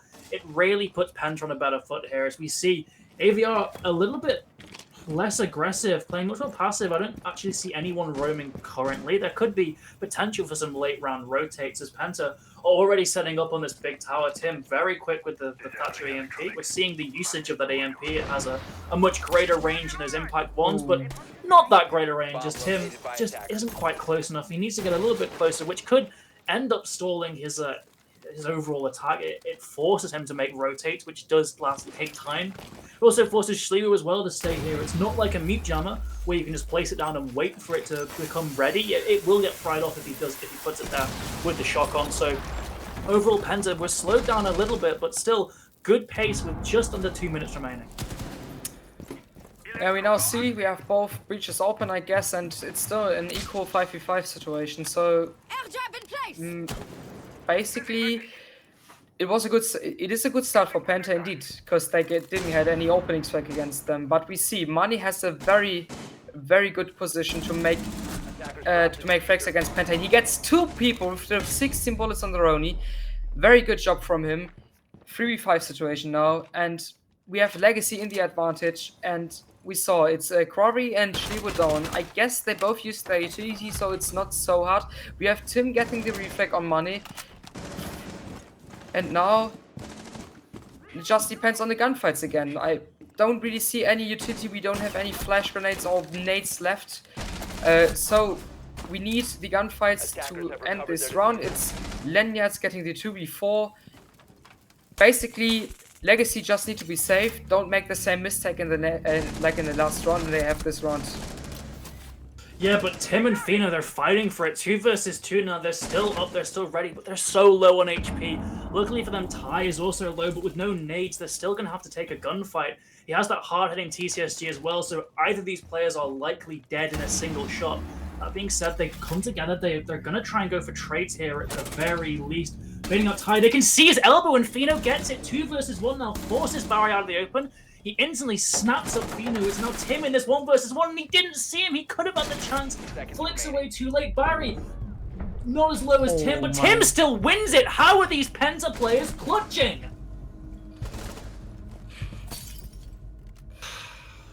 They made the same mistakes, as you said they shouldn't. Yeah, definitely. This should be 6-3 up for AVR right now. It must be. And it's not. It must be a 6-3 up for AVR, definitely. We saw another disconnect now, so short break. Yeah, let's talk about the mistakes that Legacy had. They were going in gunfights that they couldn't have won, in my opinion, especially because they didn't even have like refrag potential. For example, the guy that played in lower attic, he was in a 1 or even a 2v1 against the guys in attic, and he didn't even have a teammate behind him to get a potential reflex. So basically, it was just thrown away from Legacy the second time. Hopefully they do it better. I think they will change the spot now. Yeah, we see it's laundry room. Hopefully they do it better, and maybe Penta now doesn't make the mistake that I was saying in the last time. Like we had Fino getting the opening frag on Freezer and then getting too aggressive. Maybe he's not doing it and using his Ayana gadget, for example, could be good for him, definitely. It really just comes down to AVR just... They need to just play a little bit more together in these clutch moments. And it was unfortunate last time. Those 2 kills, they were really favoring the AVR players, but they just dropped anyway. That format, that man advantage instantly was lost. It became a 2 versus 2. And the Kayad player obviously just didn't realize he was exposed from that angle. It was a kind of one way. He was clearly holding something else. There's just the tip of his elbow was seen, and because he was so low on HP, there was no time to go after it. So there's things that are sort of out of your control in AVR. The big thing here, even above sort of not repeating those mistakes, is not letting it get to your head. So luckily, they had that bit of a timeout due to a disconnect, and they can go down the basement, which they were much stronger at. So overall, they should be fairly reset from here. We're seeing a bit of a difference of strategy here. Likely not going to be seeing Brisk getting very aggressive on white and having Manny just proning at his feet. You can't really catch Penta with those same tricks twice.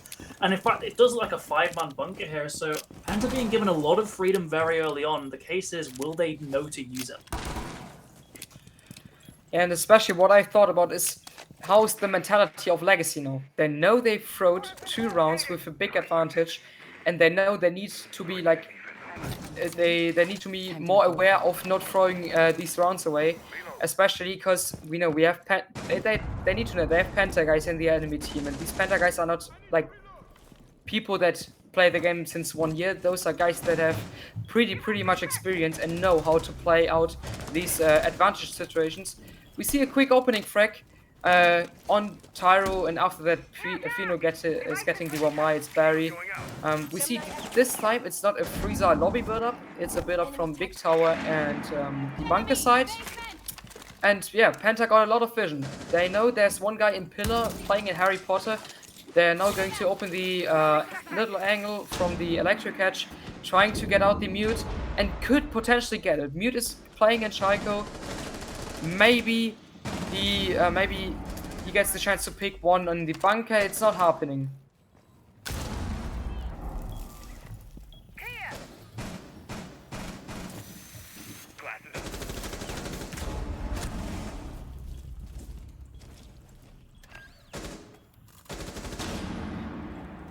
Attackers drop the diffuser. Okay, seems like Pooble timed out, so I will commentate by my own. We have a 2v4 situation now for Legacy. They got the advantage again, and they now need to be aware of to not throw this away, like in the last rounds. Schliebo and Quavery left, Nomad and Hibana. We have a 1v4 situation now as Brisk gets the Nomad, and we have the 5th round for Legacy. It's a 5-5 equal score. Pretty good play from Legacy, especially at the end. Penta had the chance to get out the guy that played a pillar. Unfortunately, he didn't.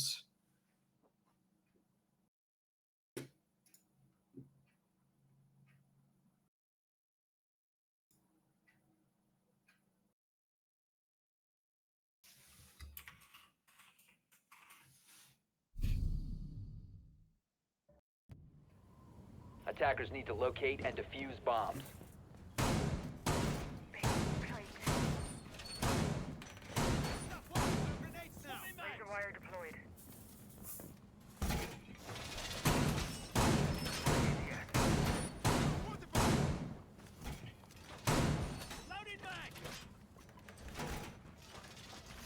So this time we see a pretty basic, maybe even the same build-up that Legacy used to do in the past rounds in Kid Storms. We have this time a Thorn, not a Mozzie. Like I said, Legacy is a team that plays a pretty aggressive playstyle, so the 1.5s are important. We have Thorn playing in basement, expecting that someone is maybe entering there, for example Fino, but I think he's going to go from the big tower.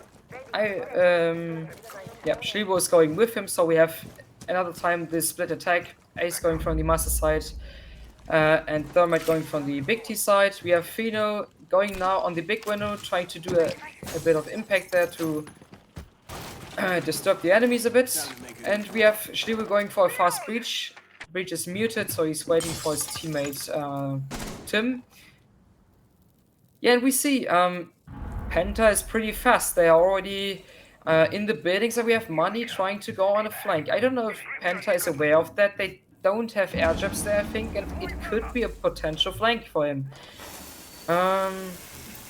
He just needs to wait a bit. Maybe he's getting Schliebo out there. That is when he's playing. That we see. There's nobody from Penta on the drone, so I can't see it actually, unfortunately. But we see Tim. He had a drone, and he knows that he's there. And Tim gets the frag on Money. Jaeger is down, and we have a 5v4 situation. Advantage for Penta now. And we see they have already breached the master side, I guess. Typhlosion playing in the attic. And yeah, 5v4, we have one Roma left from Legacy playing down in Classroom. We know from the past rounds it could be a potential game breaker. Fawn does make a bit of damage on Schlebu. Schlebu is aware of the Fawn that is flanking. He's not much life left. And now Penta is maybe trying to go for a fast execute. They're using their smokes, trying to cook some nades and getting the frags maybe on the attic guy. We have 2 people from Legacy now on the top white side and now all on side. So it would be a frag, like a frag party. We have Brice opening the frag party with the frag on Tyro. Tyro is going a bit too fast maybe, not together with his team. We have Nomad going from the attic side now, fighting against Typhlosion. Lennets, maybe with the potential swing on the trophy guy, could get the frag there, but Schlevo is getting the frag on Lanyards, important frag for him, gets the frag too on Typhlosion. It's 3v1 situation for Penta now. Risk alone in kids, getting drowned out. The people from Penta know that he's there, getting the frag with the revolver on Crovery. 2v1 situation, 30 seconds left for the Penta guys.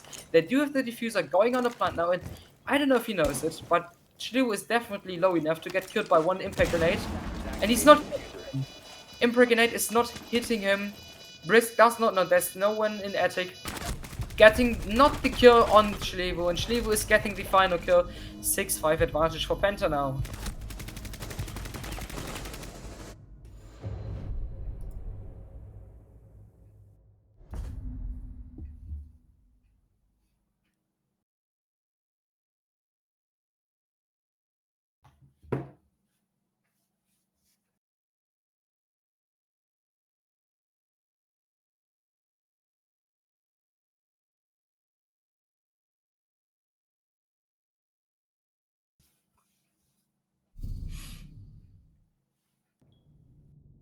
Defenders, protect your bombs from being defused by attackers. So we got the potential match win now for Penta.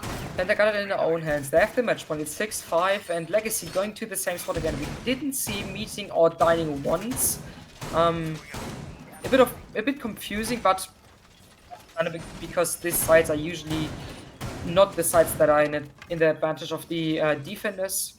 We now see Fino actually not going on a frag. He's swapped the good luck to a IQ not frag nades this time. 10 seconds to We didn't even saw that frag nades had much impact. They get 1 or 2 kills maybe with the frag grenades. Yeah, bit of a lineup change for Penta now. Like I said, an IQ instead of an Ayana, and on the other side we do have the Valkyrie instead of the Thorn. Everyone else of the operators is equal to, like in the last round.